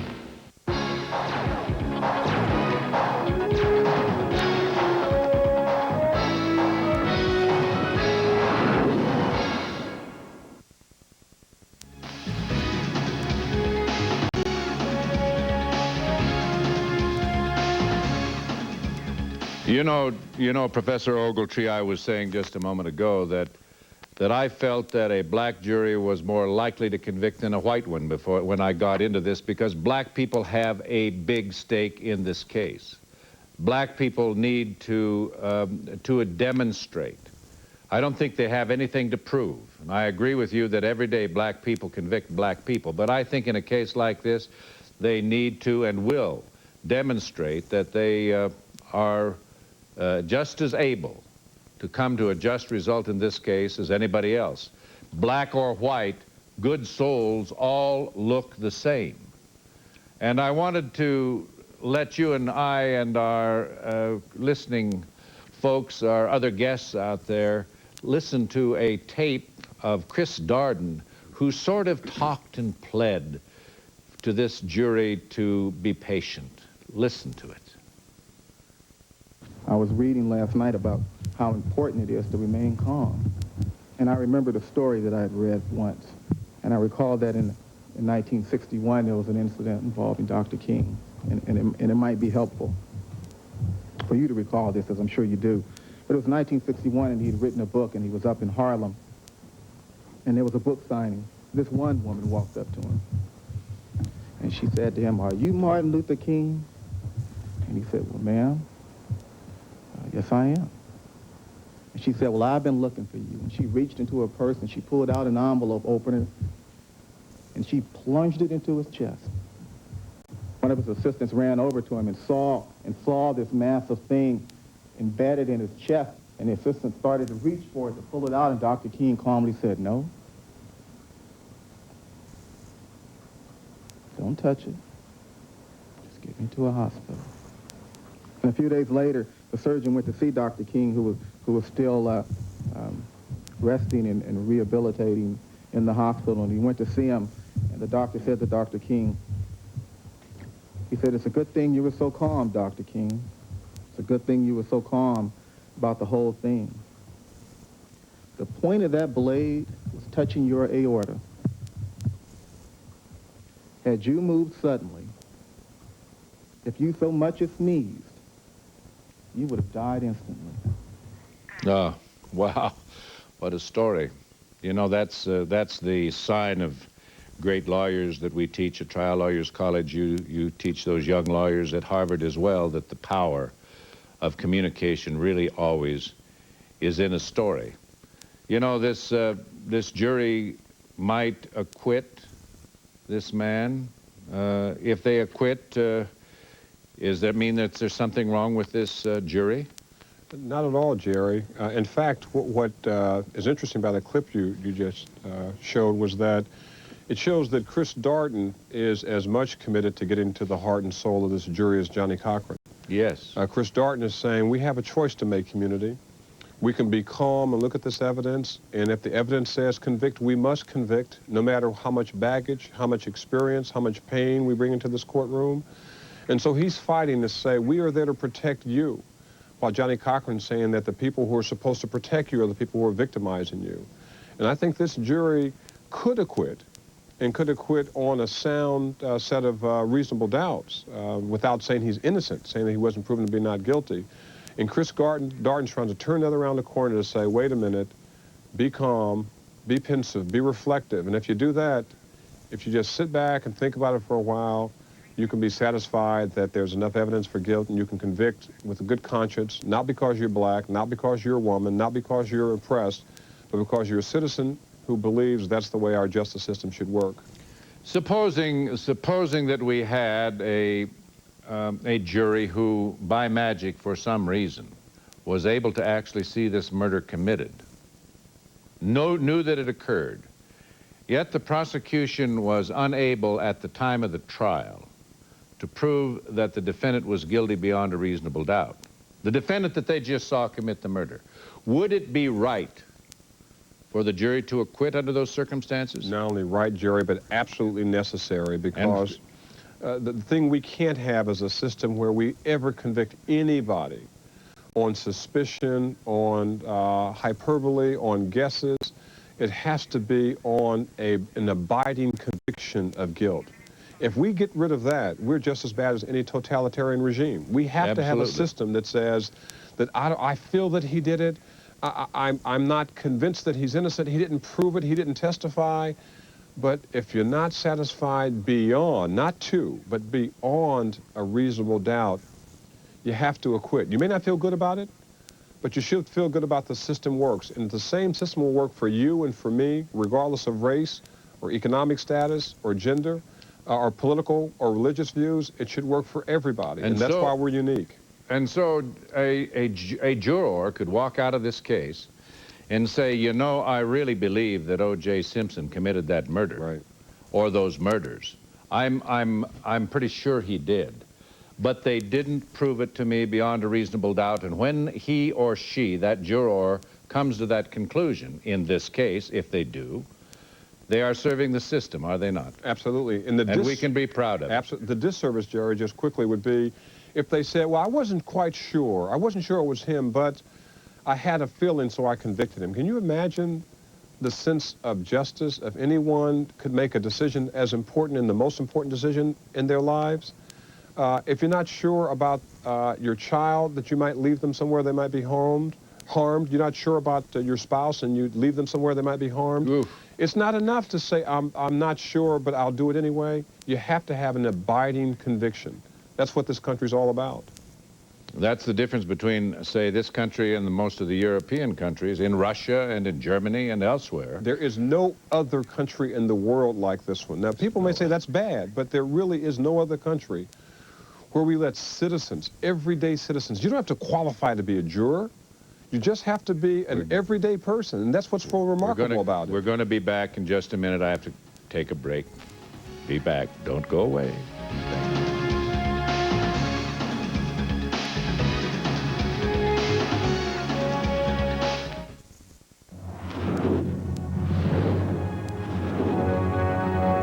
This is CNBC.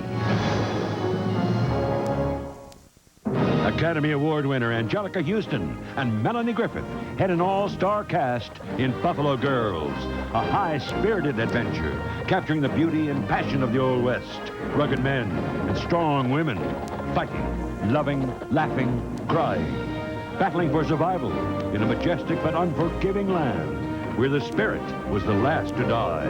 Buffalo Girls, now available on video from Cabin Fever.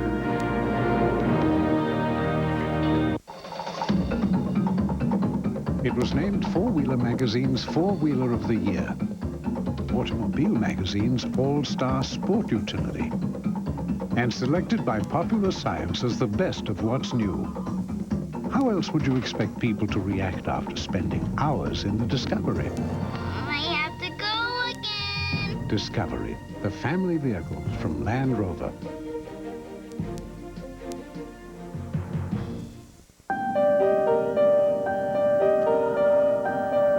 This is a document in the digital office where you capture ideas and share them effortlessly.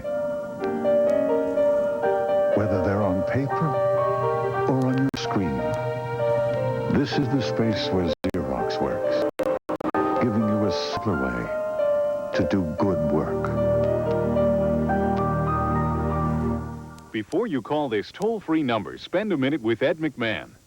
I've been telling you about Colonial Penn Life Insurance for almost 10 years. I'm proud of that because I don't think you can find a company that cares more about folks over 50, especially those who want help in taking care of their own final expenses. They're determined to keep life insurance affordable and your acceptance guaranteed. Because of a 2-year limited benefit period, you simply cannot be turned down. They offer simple whole life insurance protection priced in units at $6.95 a month. Many folks 50 and over don't think they can get life insurance without a medical exam or answering embarrassing health questions. But they can. To find out more, call now. Call toll-free 1-800-925-0318 and receive this free guide to Social Security. Call 1-800-925-0318. That's 1-800-925-0318. Accommodations for guests provided by the Hotel Plaza Atene. Intimate, elegant European charm. The hotel in the heart of Manhattan's fashionable Upper East Side. The Hotel Plaza Atene. We're back. Professor Ogletree, let's talk to Mary Lou in Virginia. Mary Lou. Yes. Hi, Jerry. Hi, Mary Lou. Thanks for taking my call. You're welcome. I got so confused yesterday. Why did everyone gets so upset because Johnny Cochran referred to Adolf Hitler. The first thing I thought of when Kathleen Bell made the reference that Furman had said to put all the black people and burn them, the first thing that came to my mind was that that's what Hitler did to the Jews. Yeah. So why did people get so upset over this? I think they took Johnny out of context. Well, I don't know why people got upset about it. Certainly any time that you begin, when you're involved in a trial, when your son has been murdered, or your child has been murdered, and there is somebody fighting to try to get justice for that murdered victim, and the word Adolf Hitler comes up against those people that are fighting for you, you have a reaction. A button is punched, whether it's a logical button or not. We all have buttons that get punched, and I suspect that there was a button punched there. I heard Professor Ogletree talk to us about that and talk about the incredible pain that these people have gone through who have lost their children. On the other hand, there is incredible pain of a mother watching this case being tried against her son. I look at the face of Mrs. Simpson and my heart bleeds. I look at his children and my heart bleeds. I look at him and I can't believe the evidence that I've heard. So it's a tragedy, an unspeakable tragedy for everybody, Mary Lou, and thank you very much for your question. Kathy in New Jersey, talk to us. Hello. Hi, Kathy. Hi, Jerry. How are you tonight? All right, thank you. Thank you for taking my call, and I just All right. wanted to tell you I also enjoyed reading your book very much. And which book? Pardon? Which book? Which book? How many books did you write? Your recent one. Oh, the one about how to argue and win every time. Right. Well, I don't like to use the word argue. All right. Kathy, tell us what your question is. My question is this. I believe that you once said that you thought the defense should not put on a case. Yes. In retrospect, do you still believe that now that the Furman tapes came out? Well, I'm going to ask Professor Ogletree about that in just a minute, and I'm going to answer it quickly. I think that had I known about the Furman tapes, I would certainly have wanted the jury to find those out, and perhaps they knew about it. I did advise them not to put on O.J. Simpson, and they didn't. Had I known about the Furman tapes, I'm afraid I would have put those tapes into evidence. I think that became the heart and soul of a lot of the problems and the of this case on behalf of the defense. What do you think, Professor? I agree, Jerry. I had the same view at the end of the government's case that there were so many holes in it. Why put on a case? And the defense stumbled. Its first couple of witnesses were quite helpful to the government, not to the defense. But those tapes turned the corner on the case, and I think that they should have put on the evidence.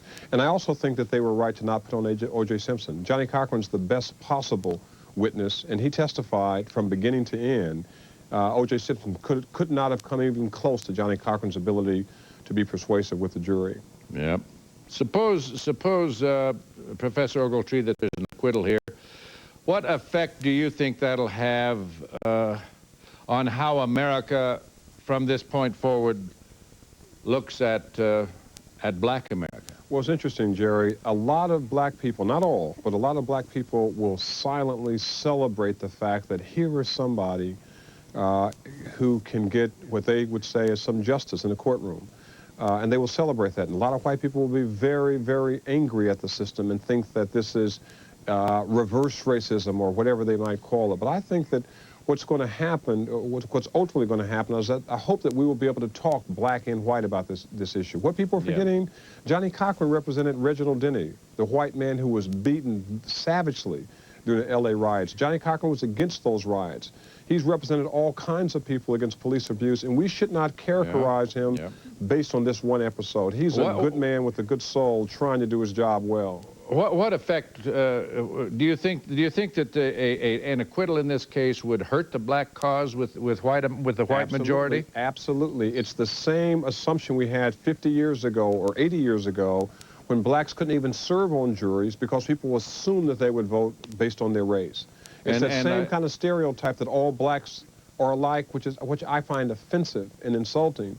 That would make that judgment. That's what we're going to have to worry about. The people are going to, in a sense, compartmentalize all of us based on what these 12, not 9, these 12 jurors do in this case.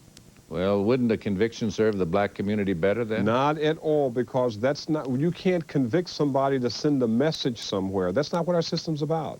Sure. You have to acquit and fix the system. Don't convict and then still have all the problems. If they convict, we still have Mark Furman. Okay, we still now, have that problem. Here we got less than a minute to end up this wonderful hour that I've spent with you and with our friends. I want you to tell me in this less than a minute now, is America better off as a result of this case or worse off? America's different, Jerry, because of this case. We have opened the wounds. We have let the blood flow. We have shown our most vulnerable parts. And as a result of that, I think America will be better if we can tomorrow talk about race, to talk about our fears and our hopes and our dreams. I think the young people of our country have a much better chance. I have to leave you. Oh, thank you so much for being with us. Thank you, Jerry. Pleasure being here tonight. We've got Rivera Live coming next in a 2-hour special on the O.J. Simpson case. Don't you go away. Be with us always. Good night. Thank you.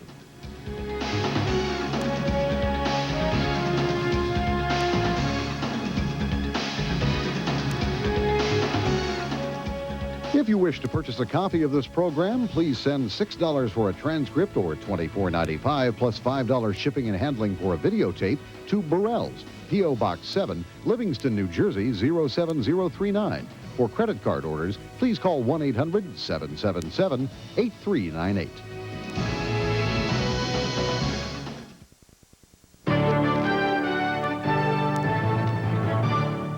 This is a CNBC News Break. I'm Michelle Tracy. Rivera Live will have more on the O.J. Simpson trial next. Here's what else is happening. The 1996 presidential race has its first casualty. California Governor Pete Wilson today announced he's dropping out. Wilson's campaign was out of money, and he says he can't justify piling up a huge debt. The campaign started with promise, but Wilson later started falling behind, even in his home state.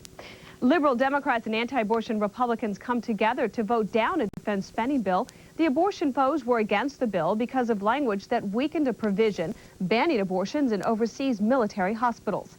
Meanwhile, Democrats were angry the bill would spend $7 billion more on defense than President Clinton wanted. And China says it still has plans to sell nuclear reactors to Iran. It's just not sure when. The Chinese foreign minister today said the sale was only suspended, not canceled. Another news break in just 30 minutes. Imagine hearing the call of the road, not the road itself. Imagine having the world at your fingertips. Imagine worrying less and enjoying more. Imagine an automobile so precisely engineered it feels as if it were formed from a single piece of steel. Introducing the all-new 1996 Mercury Sable. Imagine yourself in a Mercury.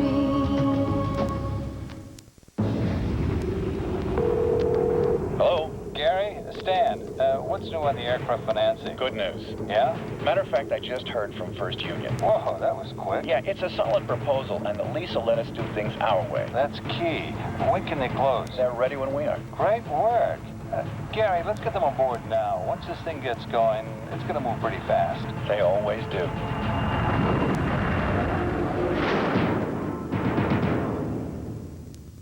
For over 1 year, we've brought you exclusive interviews. What was your first reaction? He did it. Expert legal analysis. The burden of proof still is beyond a reasonable doubt. Soon, the deliberations will begin. Only Rivera Live will continue to keep you inside the trial of the century. Live at the courthouse in Los Angeles right now.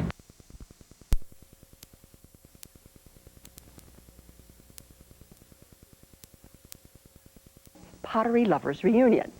It's the place to go if you like or collect McCoy. There have been a lot of articles lately on McCoy, and it's a hot trend in collectibles. But let's get back to our forgotten favorites. How does salmon loaf with creamy egg sauce, terrific upside-down ham loaf with a layer of pineapple on the bottom, and blueberry flummery sound to you? Sounds great, doesn't it? All of them. Let's begin with a salmon loaf with egg sauce. This is almost a cult dish. It's quick and economical, and during hard times, an inexpensive can of salmon could be stretched to serve 6 people. especially if you added hard-cooked eggs to the rather voluptuous white sauce that always accompanied it. Here are the ingredients. 1 15-ounce can red salmon, drained. 3 eggs, separated. 1/4 cup melted butter. 1/2 cup fresh breadcrumbs. 1 medium onion, chopped. 2 tablespoons fresh lemon juice. 1/2 tablespoons minced dill. 1/4 teaspoon dried tarragon or 1 teaspoon fresh. 3 shakes hot red pepper sauce, and salt and pepper to taste. Now here we have the red salmon, and make sure that you use red salmon, not pink. Red salmon has more color and more flavor. It's a little more expensive, but it's worth it. And the bones and the skins have been removed. And then to this, we're going to add the egg yolks, and I would combine them just like this, and then we'll add all the rest because you want that egg yolk to be thoroughly combined with the salmon. You know, I still love salmon. Just cold in the summertime out of the can and with a cold plate with fresh tomatoes and little green onions. Now we're going to add all of the rest of the ingredients. And these great onions, and then the breadcrumbs, and let me see, what's next? The lemon juice, because that gives it a lovely piquancy. And the butter, nice richness here, and the herbs, a fresh dill. Do try to raise your own fresh dill, even if you just have a little patio with a pot garden on it, because fresh dill tastes so much better than the dried, and it's also very, very nice in flower arrangement, just those beautiful heads of dill. It's very fresh smelling, and I freeze dill all winter long. I think I've discussed that before. Now we're going to add just a few drops of the red hot pepper sauce, and the salt and pepper to taste, and then mix all this together. And then we're going to fold in the beaten egg whites, and we've added just a pinch of cream of tartar. I don't think the recipe calls for that, but that's just a little hint for you to know whenever you're doing egg whites, add a pinch of cream of tartar. It's thoroughly done. Here are my egg whites. Okay. And now we're going to fold the salmon into the egg whites, and we'll do it sort of just one chunk first and then the rest. And when you fold, be sure that you don't beat out the air. Now the egg whites have been stiffly beaten, and now we're ready to add the rest. Doesn't this look good? I'm trying to think how much a can of salmon might have cost during these Depression years. Of course, I wasn't born then. I was born at the end of the Depression, but we still certainly had salmon loaf later, maybe 29 or 39 cents a can, so that was pretty economical. Now here we are, all lovely. Oh, this looks delicious. There we are. You know, I'm so surprised to find out how many people still remember salmon loaves and meat loaves with great fondness. Now put this in a buttered 9x5 loaf pan. And even though these foods were popular during a time which was and still is associated with very hard times in America, perhaps it's the memories of families unified by the goal of survival and meeting together in a caring atmosphere that gives these old recipes their good reputations and measures of affection. I'll scrape all this out really well, and you know that if I don't get it, somebody else will, because we are very careful about scraping out our pans here, and we recycle everything, as you know. Now, then put this into this loaf pan, and then we're going to put it in a pan of hot water and bake it at 350 degrees for 45 minutes. And here's what it looks like when it's all done. Isn't this extraordinarily good looking? You can see the flecks of green dill and tarragon in this delicious looking salmon loaf, and of course it's very fragrant. We're going to really enjoy this today. Now I'm going to prepare the sauce that goes on top, and as I mentioned to you, it is a white sauce with hard cooked eggs, and my kids used to call this an egg guillotine, and then you slice it and it comes out in these beautiful slices like that. See, it's very nice for salads too. Just plop that in, and we'll do another one here. And this is really neat when you're making a lot of egg salad. Such a luxurious sort of dish these days. Now mix that all together, and then we're going to add a dollop of that to the salmon loaf. Ooh, ooh. You know, one should not call this a depression dish. One should call this an exaltation dish, don't you think? There we are. Wonderful, wonderful salmon loaf with egg sauce. It's a cozy, nostalgic dish that you might want to add to your repertoire. Again, it's a family comfort food. Some of these family favorites are associated with periods of frugality during the history of American cookery. And this next recipe, pineapple upside-down ham loaf, was considered a staple during the Depression, and that's the Depression with a big D. This recipe is from Ada Carey of Missouri, and she told me when she gave me the recipe, this is not your ordinary ham loaf. And she's right. Here are the ingredients.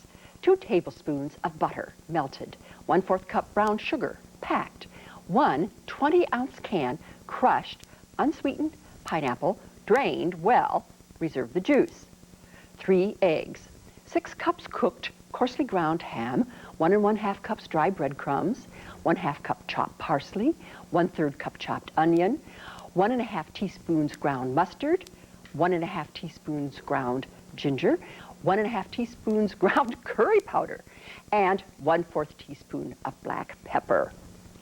Now, first of all, we're going to prepare the layer of pineapple that's going to be on the top of this ham loaf when it's all finished. And so combine the pineapple that's been very well drained, save the juice, with the brown sugar and the butter, and put it into a 9 by 9 inch square pan, or you can use a round pan, it doesn't really matter.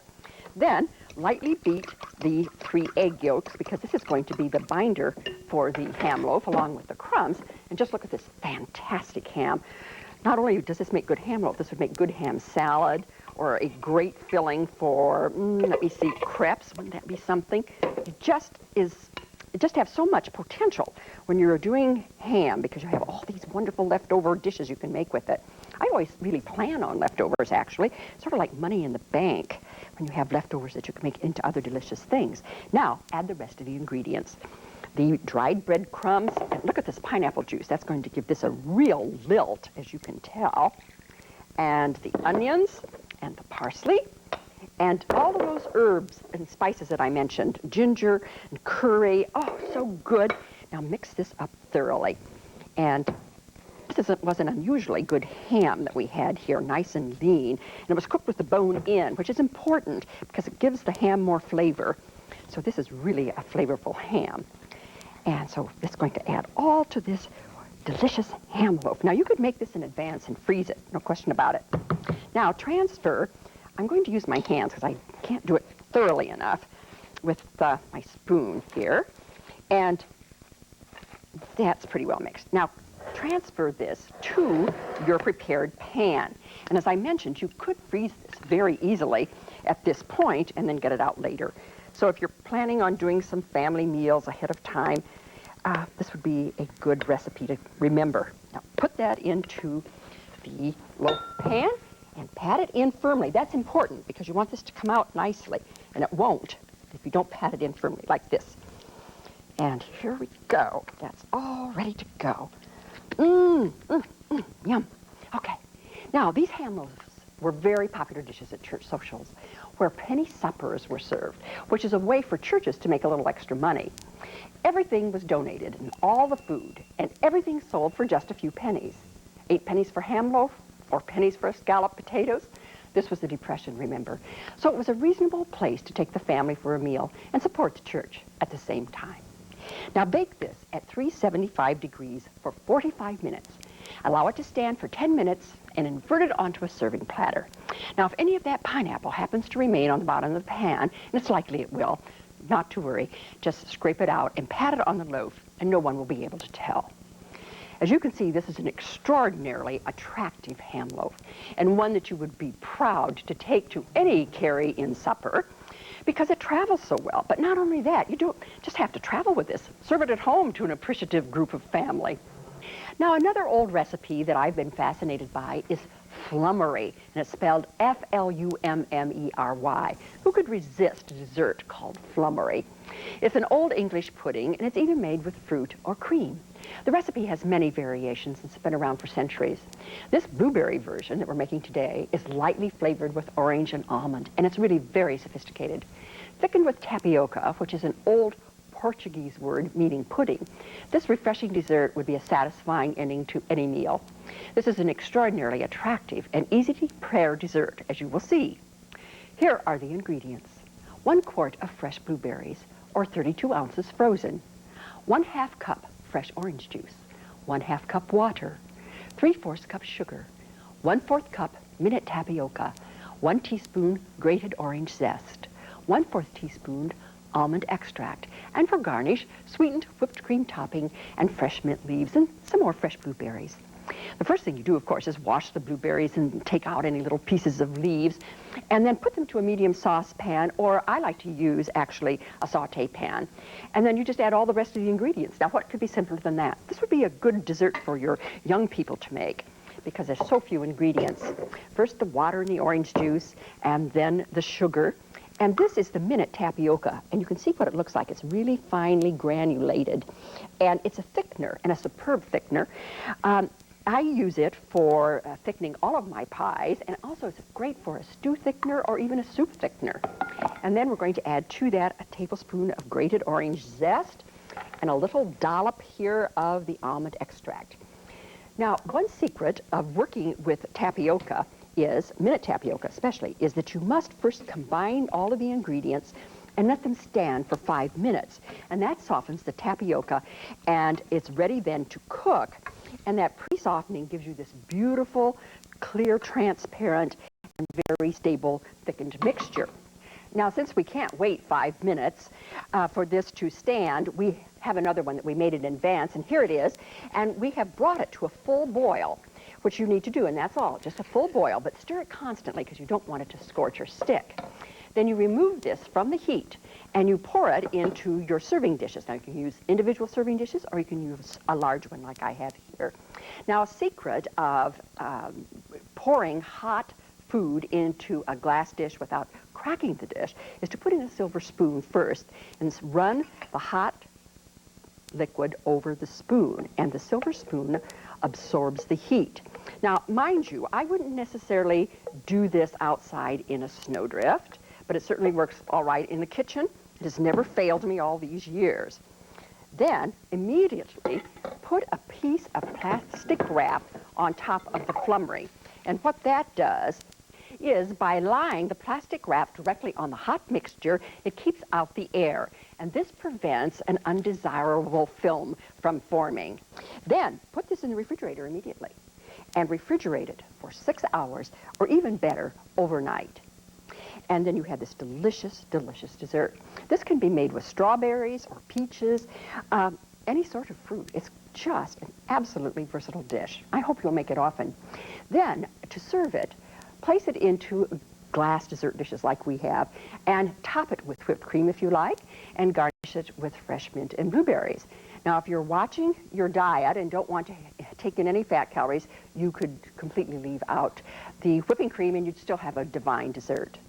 Let's take a look at what we've done today, these wonderful old forgotten favorites that we made.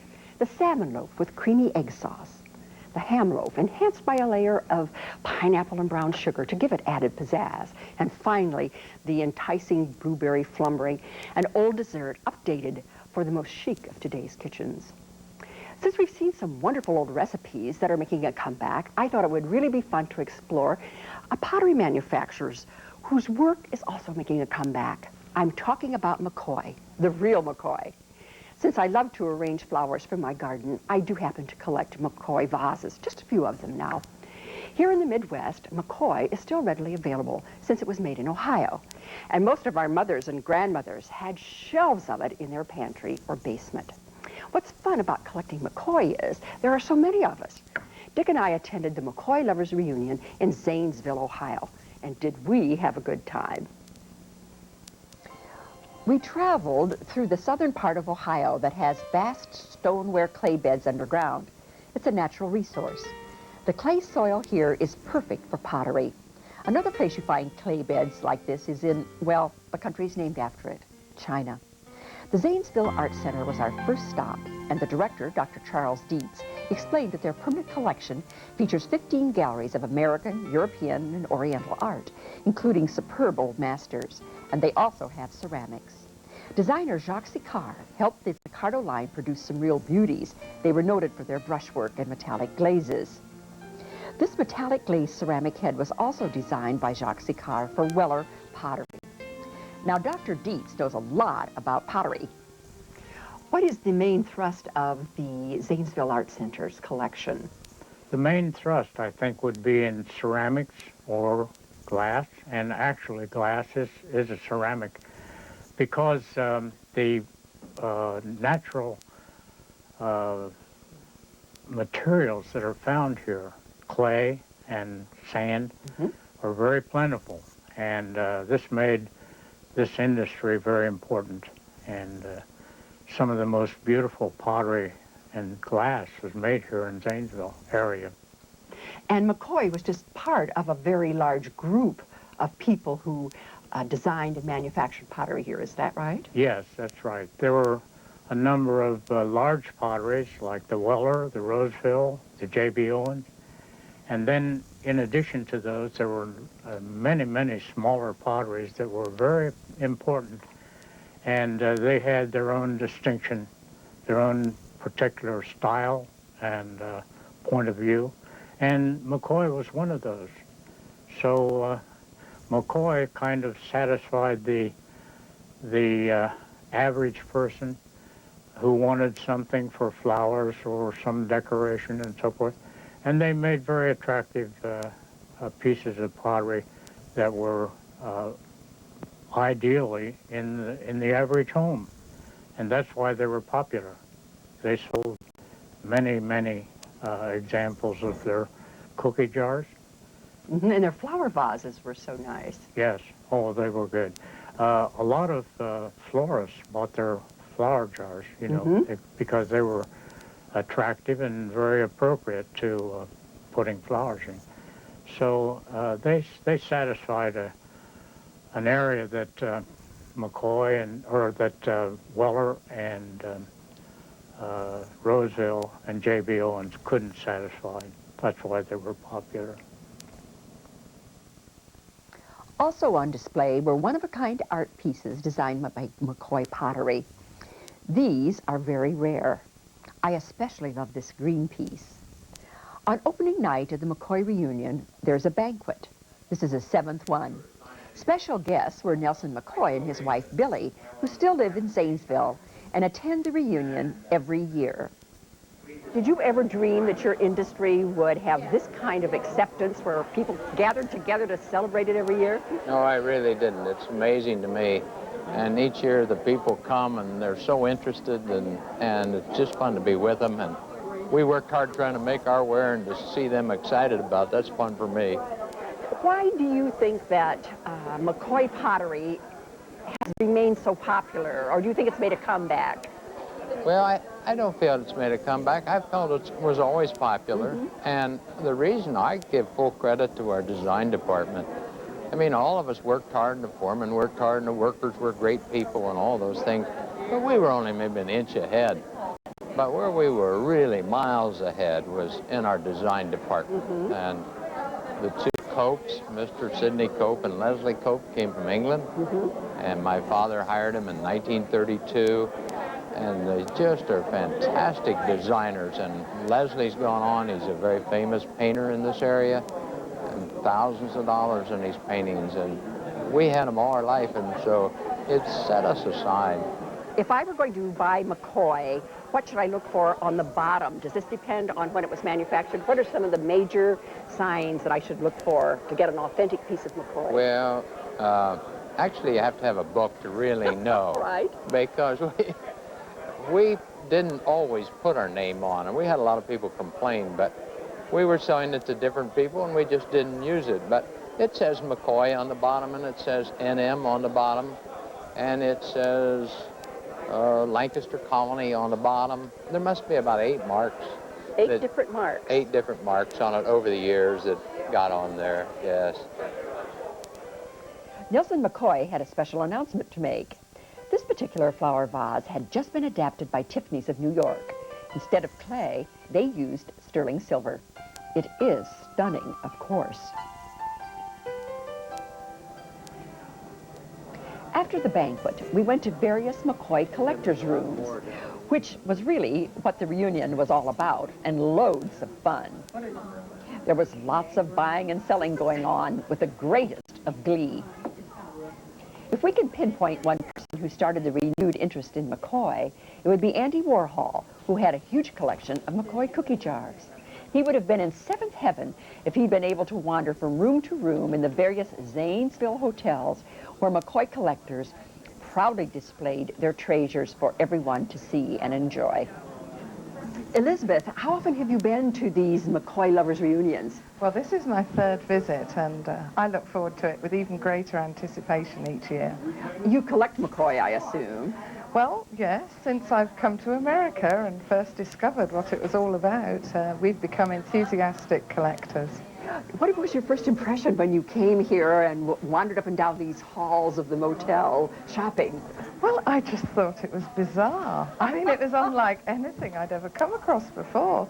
I mean, here's all these people wandering in and out of each other's bedrooms, and they've got thousands of dollars worth of beautiful pottery set up in their bedrooms, and all these casual passers through, you know, and I didn't have the nerve to go in and see what was going on. I mean, but of course, once I'd seen everyone else doing it and they'd come out with these wonderful finds, I thought, right, I have to go and steel myself to go and see what's going on here. Now that was a peak experience. I never expect to see so much McCoy all together again in my whole life. Now here are a few examples that show the broad range of design of McCoy pieces, which can be used in a variety of ways. These are the flower form vases, the lily and tulip patterns, and here's a lily wall pocket, quite rare, and I'm going to give it as a Christmas gift to a friend. This wall pocket makes a good pencil holder, and this petaled vase is ideal for holding napkins and tableware on a buffet. These are precious little pots priced at a reasonable $5, at least here in Ohio, and I use them for herbs in my kitchen. And when I found this set of flower bookends without a chip on either of them, I was euphoric. These two pictures are very attractive. The Art Deco blue one in the hobnail pattern is really nice for sangria or milk, or I fill it with Queen Anne's lace.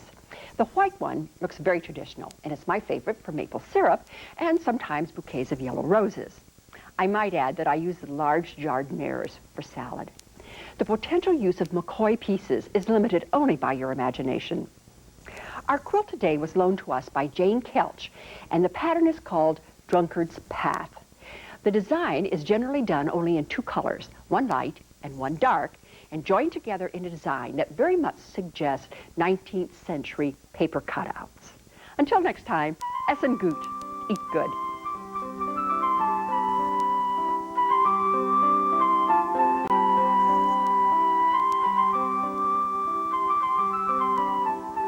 The recipes from today's program are in Marcia Adams' companion book, Heirloom Recipes, Today's Favorites and Tomorrow's Treasures, available by calling 1-800-582-1800.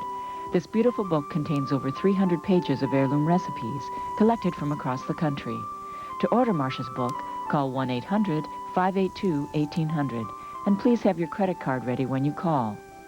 A free copy of Marcia Adams' Heartland Journal newsletter will be included with the purchase of her book.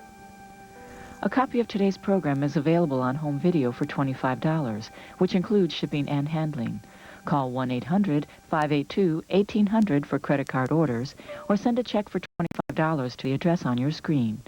Be sure to include today's program number when ordering. A box set of all 13 programs in this series is available for $75. Call 1-800-582-1800 for credit card orders. Marcia Adams' Kitchen is made possible by the Fremont Company, makers of Snow Floss and Frank's Kraut, from our family to your family. By Vera Bradley Designs, creators of classic quilted cotton luggage, handbags, tabletops, and clothing. And by Kraft General Foods, makers of Minute Tapioca. Minute Tapioca, all natural, versatile, and not just pudding.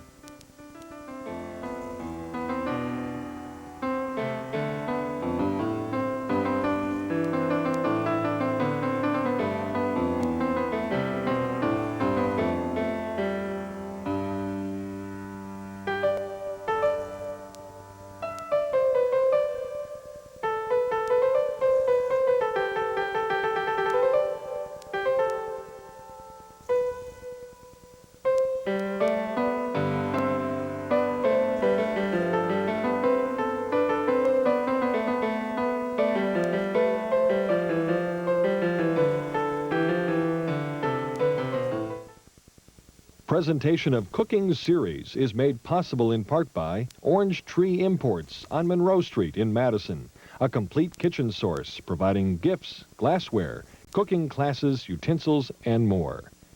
And members of Friends of WHA-TV, who invite you to join them in support of quality public television. A place to grow through learning. This is Wisconsin Public Television. No book describes organic architecture or defines it so well as Taliesin itself does. It's here where you can see the evolution of Frank Lloyd Wright. It's like an autobiography that's three-dimensional. And we need places that are resonant with our past, even to imagine our future. Something has to be done to prevent the deterioration of the basic fabric. Don't miss Saving Taliesin, Sunday night at 8 on Wisconsin Public Television. Kids got tired of what's going on. They wanted something different. They wanted something from their generation. It struck America like a bolt of lightning. White America and some black America wasn't ready for it. Jolting awake an entire generation. Rock and roll. This is its story. One of rebels and risk-takers. You always go where you're not wanted first. There's more to achieve. Of innovators who took a style and made it their own. What we did was R&B plus a large amount of weirdness inserted into it. A story of the people who changed the music. The hippie culture is what we wanted to replace. It failed, and it was pathetic. And in the process, changed the times around them. 40 years in the making. Hear the story of rock as only PBS can tell it. I'm gonna be what I am, and I don't give a damn who like it and who don't. Get ready to rock and roll.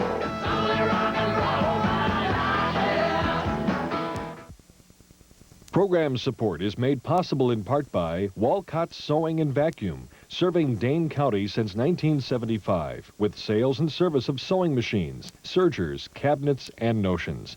The area's authorized FOF dealer. And members of Friends of WHA-TV, who invite you to join them in support of quality public television.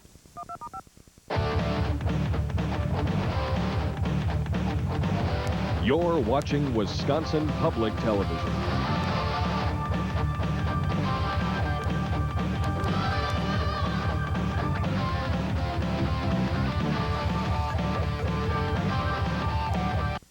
Presentation of Cooking Series is made possible in part by Orange Tree Imports on Monroe Street in Madison, a complete kitchen source providing gifts, glassware, cooking classes, utensils, and more. And members of Friends of WHA-TV, who invite you to join them in support of quality public television. We'll explore 3 great vegetarian dishes. I'll make my fabulously rich risotto, a very unusual stuffed cabbage, and Mediterranean stuffed eggplant, all nearly without any fat at all, but with great taste. Coming up next on Lynn Fisher's Healthy Indulgences.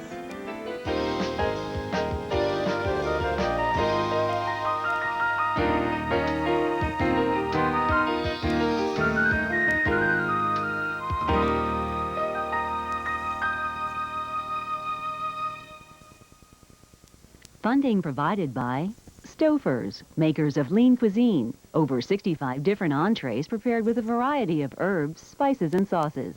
Lean Cuisine, the brand that cares about taste.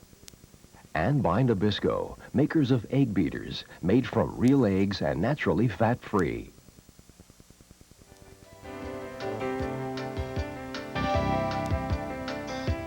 Hello, I'm Lynn Fisher. You can create spectacular all-vegetable dishes. Some are a whole meal, and you really won't feel hungry if you do it this way. Vegetables are so versatile. They can be served raw, cooked for just a minute or two, cooked for an hour. Steamed, they can be grilled, they can be poached, they can be stuffed, or they can be used as a stuffing. They can accompany an entree, or vegetables can be the entire entree, or part of an entree like what we're going to do today. I'm going to make some risotto, and this is a risotto with summer vegetables, and this, believe me, is an entire meal, and it is so rich and good. Let me show you some risotto and a little bit about rice. Now, Italian rice dishes are traditionally made, if it's risotto, with an arborio rice. want to show you the spelling of that. If you can you see arborio here? It's very small. I've got my finger pointing to it.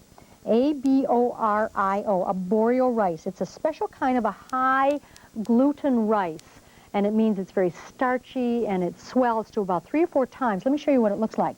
This is the arborio rice as it comes out of the package.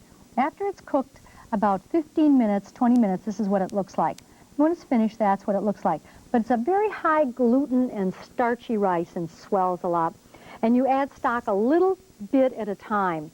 You don't want to add it too much too quickly, because if you do, it gets too soggy, or if you add it too slowly, it stays too dry. I know you're going to say, Lynn, this is too complicated. It's not. You almost can't make a mistake with it, but there are certain things that, you know, you need to do that work a little bit better than others. All right, let's look at some rice here for just a minute.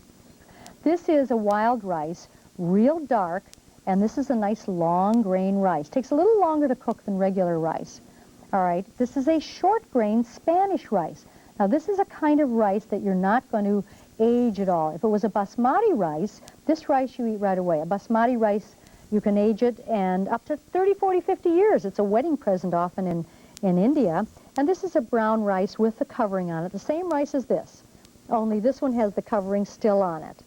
And this again is our uncooked arborio rice, which is very high in gluten. It's got a little light spot in the middle. All right, let's come on over here and make this, because I've got a magic ingredient, a non-fat Parmesan. In the high-fat versions of this, that you have heavy cream and butter and large amounts of Parmesan cheese, but we've got non-fat now, and we're going to add it at the end. And it's better this way because the fat just slicks up all the wonderful flavors. All right, let's put 1 cup of our risotto, our arborio rice, into our pan, which is on low. And you could even start a paella this way, too, because it's a wonderful rice to use. Here's our defatting cup. We've got chicken stock, and I'm going to add just about a half of a cup. And if your fire is too high, this will evaporate too quickly. See our defatting cup with all of the grease at the top, because this is a homemade chicken stock. And this is about a half a cup. Let me start scraping this off the bottom just to make sure it's all incorporated. There we go. Now, at this same time, I'm going to add some of our onions. What I would normally do is let this cook about 6 minutes. This is fun to do for company, because you can kind of stand there and cook away and talk to everybody and say, what would you like to add to this? Because you can add different kind of vegetables to this. You don't just have to have the vegetables that I've used. You can use the ones that are interesting to you and fun for you to use. All right, you're imagining this now. This is cooked for about 8 minutes. And as soon as let's turn this heat up just a little bit more here. Let's see, here we go. Okay, I'm making this evaporate just a little bit more, but you don't want it to evaporate too much. Then, let's add some onions. This is a cup of onions. If you wanted to use shallots, that really makes it nice. You could use about 4 shallots, 4 or 5 shallots. Do you know what a shallot looks like? Let me show one to you. Here's a shallot over here. I like shallots. They're in the onion family, just to give you an idea of what it looks like. A little tiny thing. And this one is about getting ready to sprout. See, it's got green on the inside, and it has a purple covering on the outside. I like the taste of them. They're kind of a cross between an onion and garlic. All right, this is starting to evaporate quite nicely. And as I say, this whole dish takes about 25 to 35 minutes. What have we got in there? Let's take that out. Okay, we got it out. Now, let's put some garlic in here now. This is about 1½ cloves. You don't want a lot of garlic in this, because if you have a lot of garlic, it overpowers the kind of soft flavors of the risotto. All right, now we're going to put a little bit more in, and you add about a half a cup at a time. And this is a chicken stock again, and you will use a total of about 3 cups. But that depends on your arborio rice. Some arborio is very dry, and you might need a little more, but it starts to swell. And you can taste it all along. You say, I need a little more, I need a little more, I need a little less. All right, let's see what we've got here. Okay, now, other ingredients. We're going to put these in now fairly quickly, because obviously I don't have a whole lot of time to make it all for you. These are using summer vegetables, zucchinis, and a yellow or crookneck squash. And You could put mushrooms in this, which would be wonderful. Here's some asparagus. You could use that too. And you put these in, by the way, in the last 10 to 15 minutes, just so they get done. If you wanted to, you could put some scallions. And by the way, this is 1 zucchini and 1 crookneck for the 1 cup of rice. So let's put some wine in here.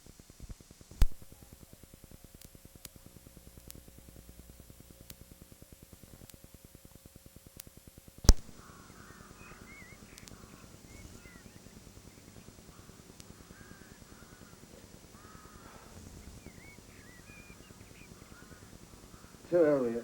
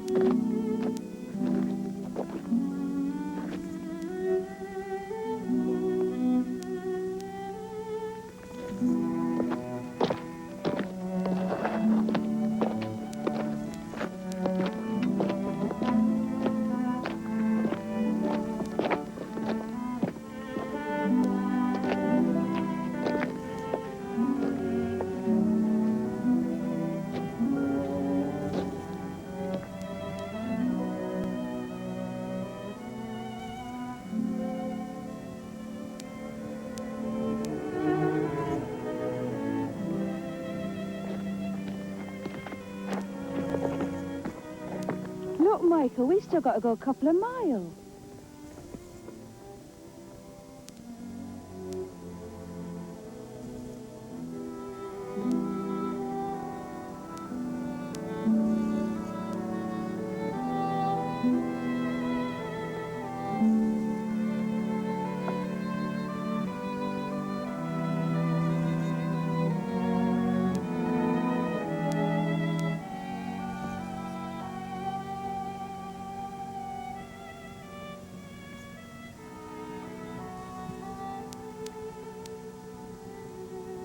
Right here. It was. It was about here.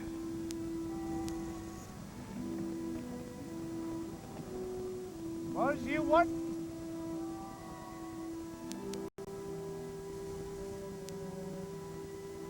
Didn't this used to be the Fairfield? Aye. But that's August. This was the Fairfield, though. Aye.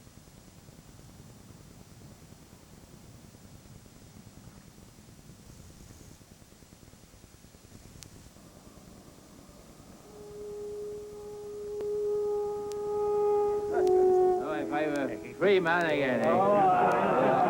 Why? I challenge all England in the further business. Hey, if I were a free man again, I'd be worth £1,000.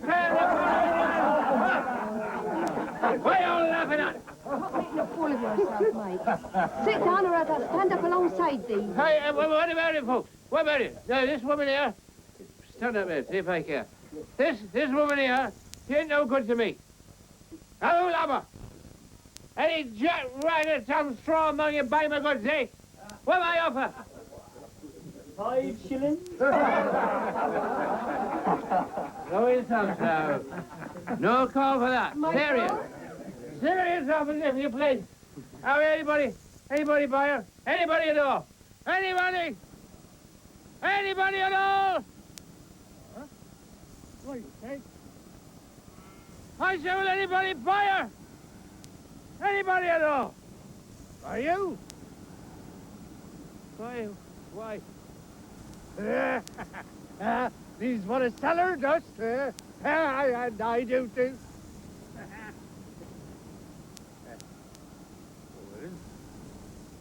Well,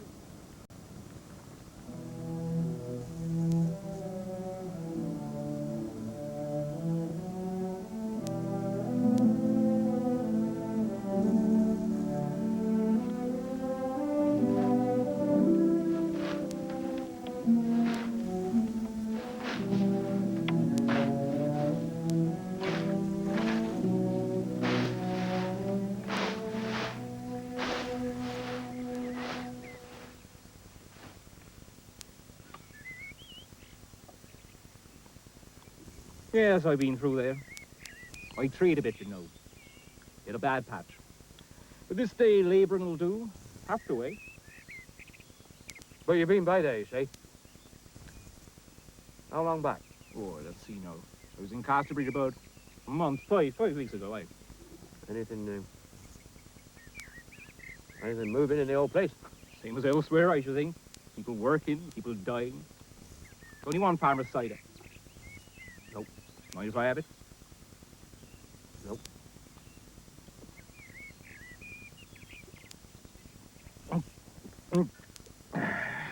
Clearly, don't it?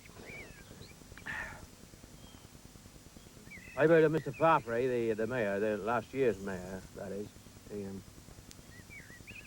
He's getting married. Do you know whether that's true or not? Who, Farfrae? Big corner name man. Scotch. They don't get everywhere, though. Is he, do you know? No, you come to say.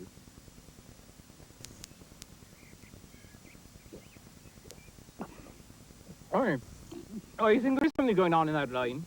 A wedding. When, you know? No, I bet that interest to be I. You say you don't know? Are you sure? I just said so.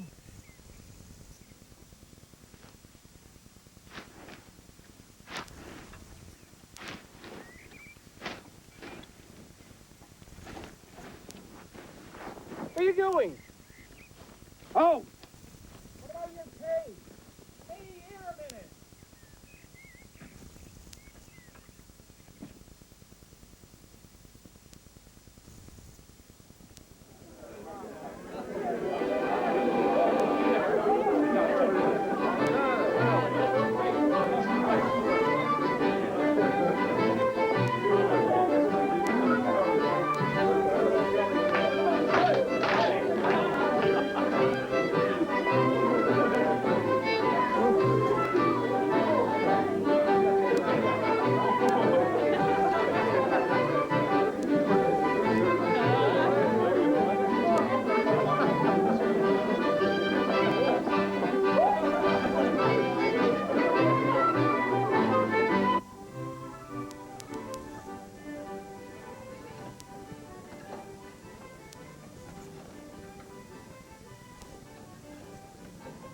Sing your heart out, little Luke.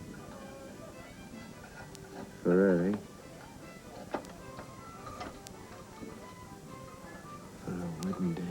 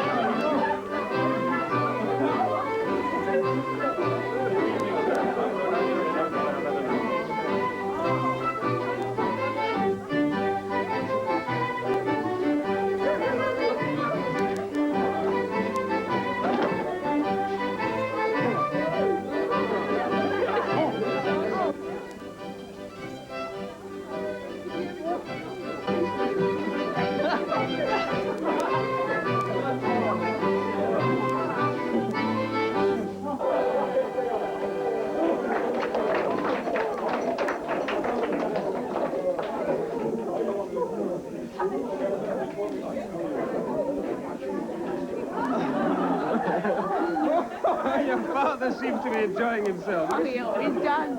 That's how I always used to remember him, laughing and smiling. I wish they'd all go.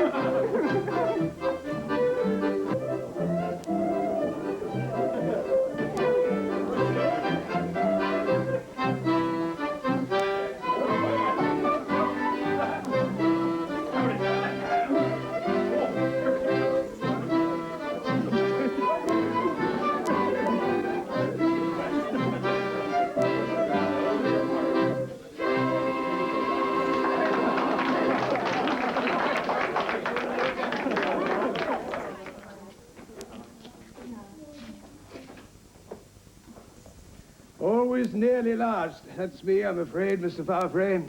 We're very glad you enjoyed yourself, my wife and I. Good luck to you. Good luck to you both. Thank you. Everybody in Casterbridge is happy about today, Mr. Farfrae. What is it, my dear? No. Nothing important. I wanted in the kitchen, that's all. Excuse me, Mr. Joyce. There's not a soul in the place that doesn't wish you every happiness. And for me personally, it's been a day of great joy.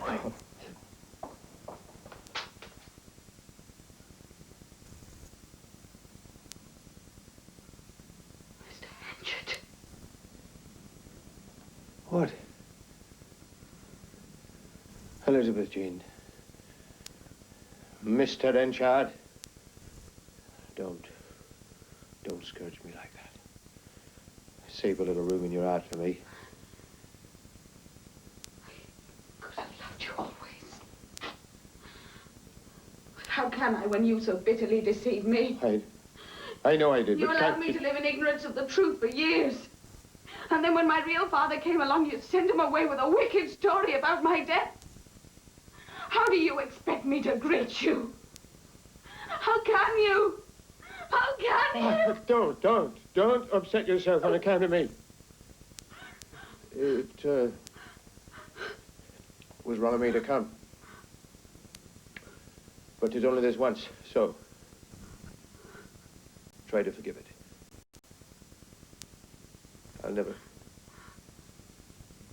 I'll never trouble you again.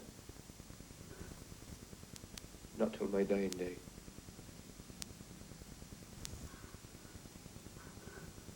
Good night, Elizabeth Jane. Goodbye. Father!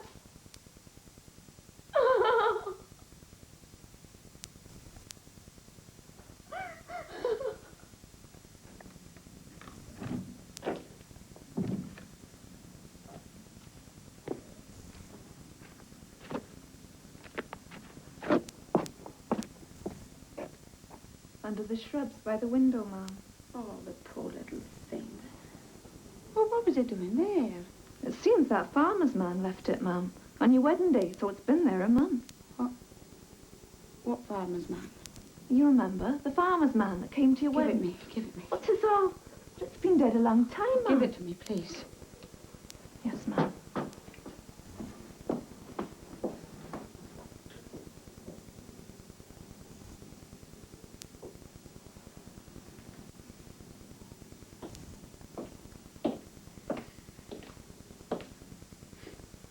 What have you there?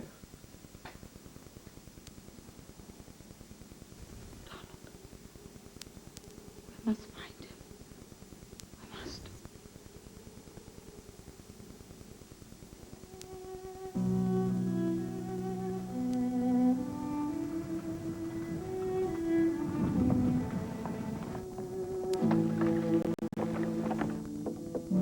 Are you sure this is the right way? The roadmender said so.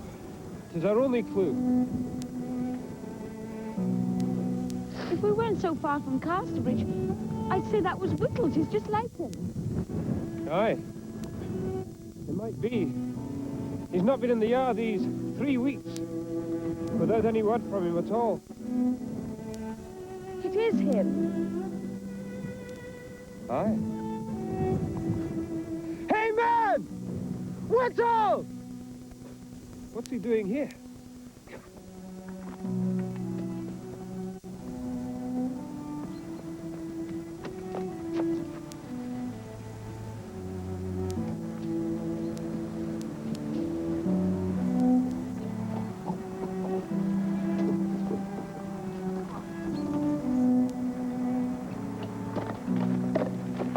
Whoa!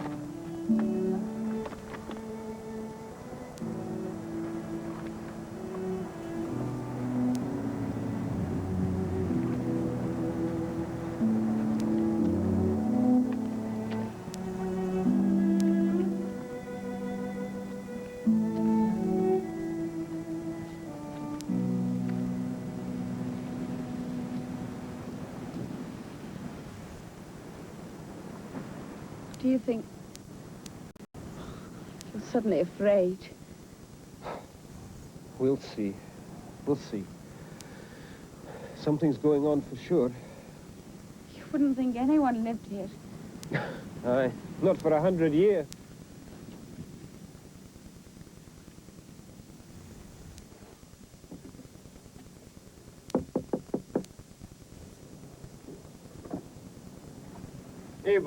Abel, what are you doing here? Sir, you see, him was rough to eye, but I was kind to my mother when her was... Let us in, Whittle. Mr. Henchard, sir, he don't want that. He don't want to be seen, sir. And he is here. Oh, I'm so... Oh, Abel, please, we've come to make it up with him. Make sure he's comfortable. And... Abel, what is it? What's happened? You better come and see, man.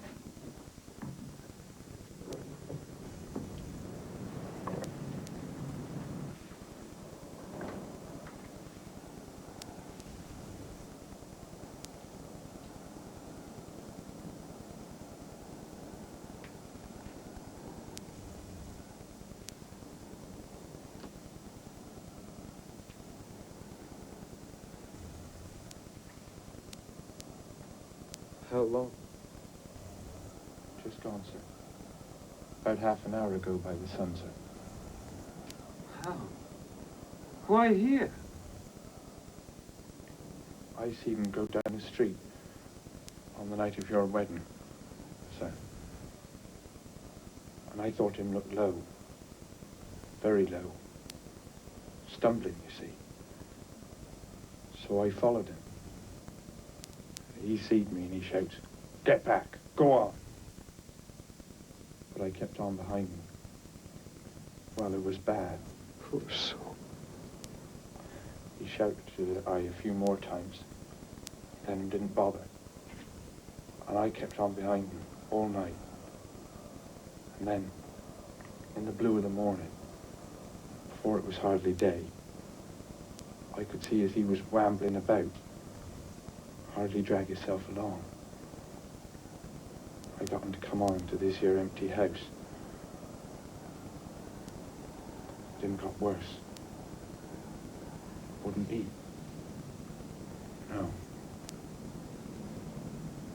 No appetite at all. You should have fetched us. He wouldn't have wanted that. He was too proud for that. Him didn't let me. No, not him. But him got weaker and weaker. One of the people over the hill's gone to get a man to measure him. Oh, my dear God. Such a waste, poor man, to come to this. He gave I this, sir, a bit before he died. Something what he wrote down. But I can't read writing, so I don't know what it is.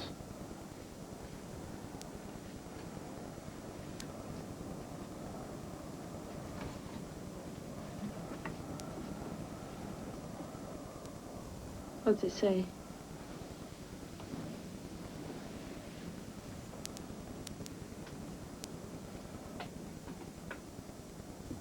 Michael Henchard's will. That Elizabeth Jane Farfrae be not told of my death or made to grieve on account of me, and that I be not buried in consecrated ground, and that no sexton be asked to toll the bell, and that nobody is wished to see my dead body, and that no mourners walk behind me at my funeral, and that no flowers be planted on my grave, and that no man remember me. To this I put my name, Michael Henchard. To die in such bitterness.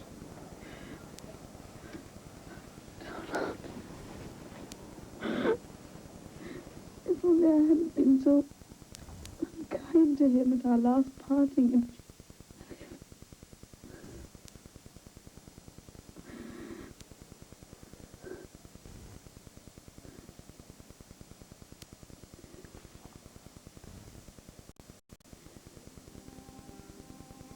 is no altering it.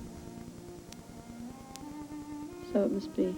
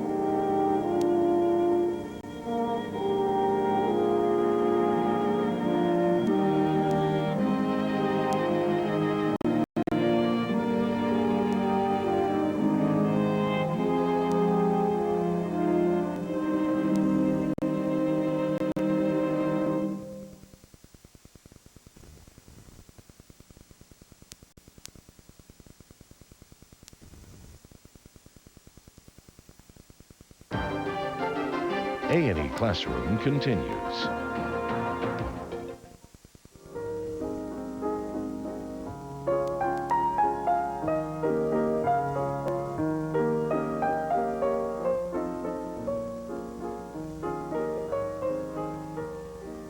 A painting is an artificial work, existing outside nature, and it requires as much cunning as the perpetration of a crime.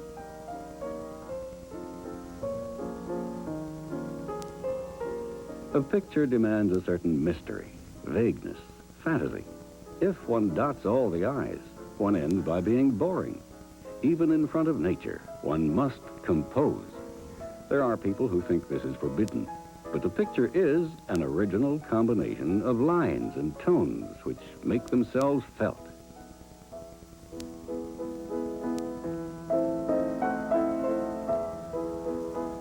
No art was ever less spontaneous than mine.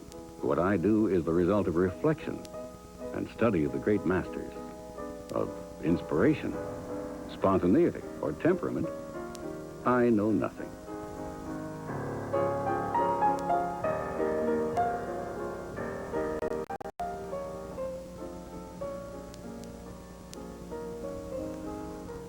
It is all very well to copy what you see, but it is much better to draw only what you still see in your memory.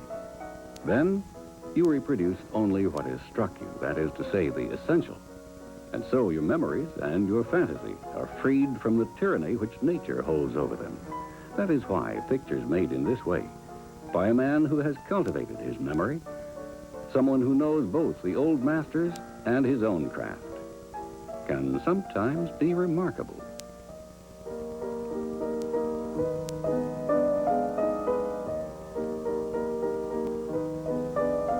One must treat the same subject 10 times, even 100 times. Nothing in art should seem to be accidental, not even movement. They call me the painter of dancers. They don't realize that for me, the dancer is nothing more than a pretext for painting pretty materials and graceful movement.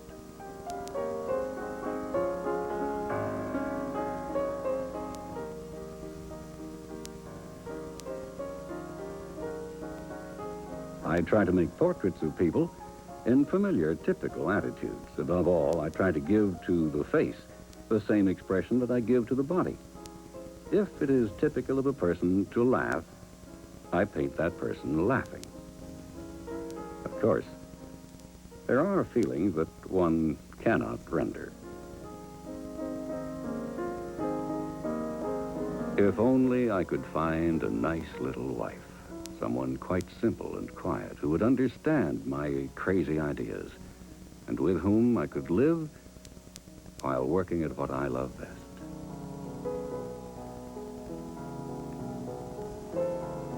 Whistler has taken his artistic role quite seriously and parades about in a flamboyant bohemian costume. I could not refrain from chiding him. Whistler, my dear fellow, you sometimes behave as if you had no talent. I'm afraid he was not amused.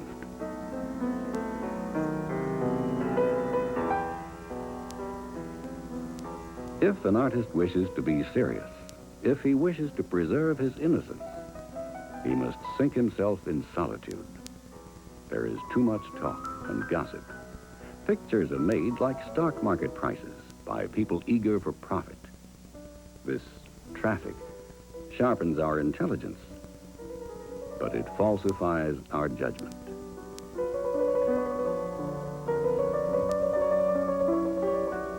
If only I could have another 20 years in which to work. Perhaps I should do things that would endure.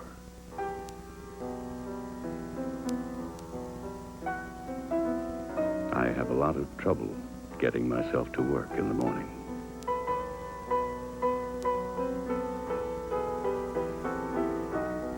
I should have confined myself entirely to black and white, but the whole world insisted color, color only. Of all my works, perhaps some drawings will remain.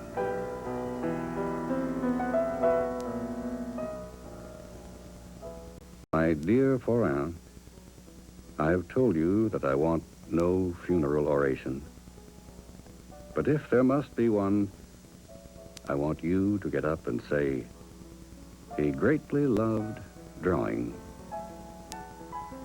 Then go home.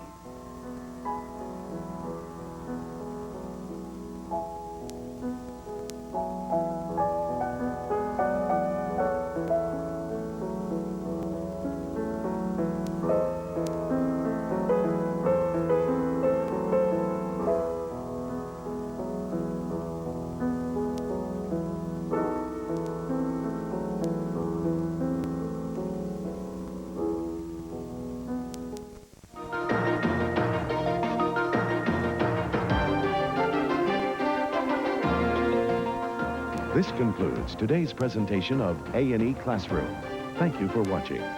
Please join us again on the next A&E Classroom.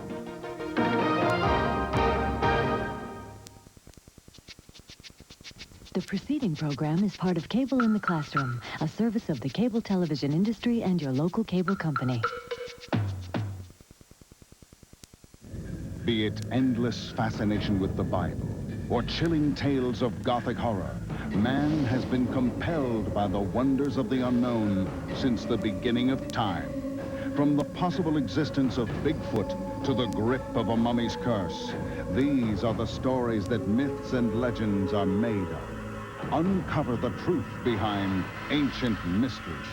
Friday on A&E, it's time well spent. I start getting feelings whenever I'm holding an object. Then it will develop into mental pictures.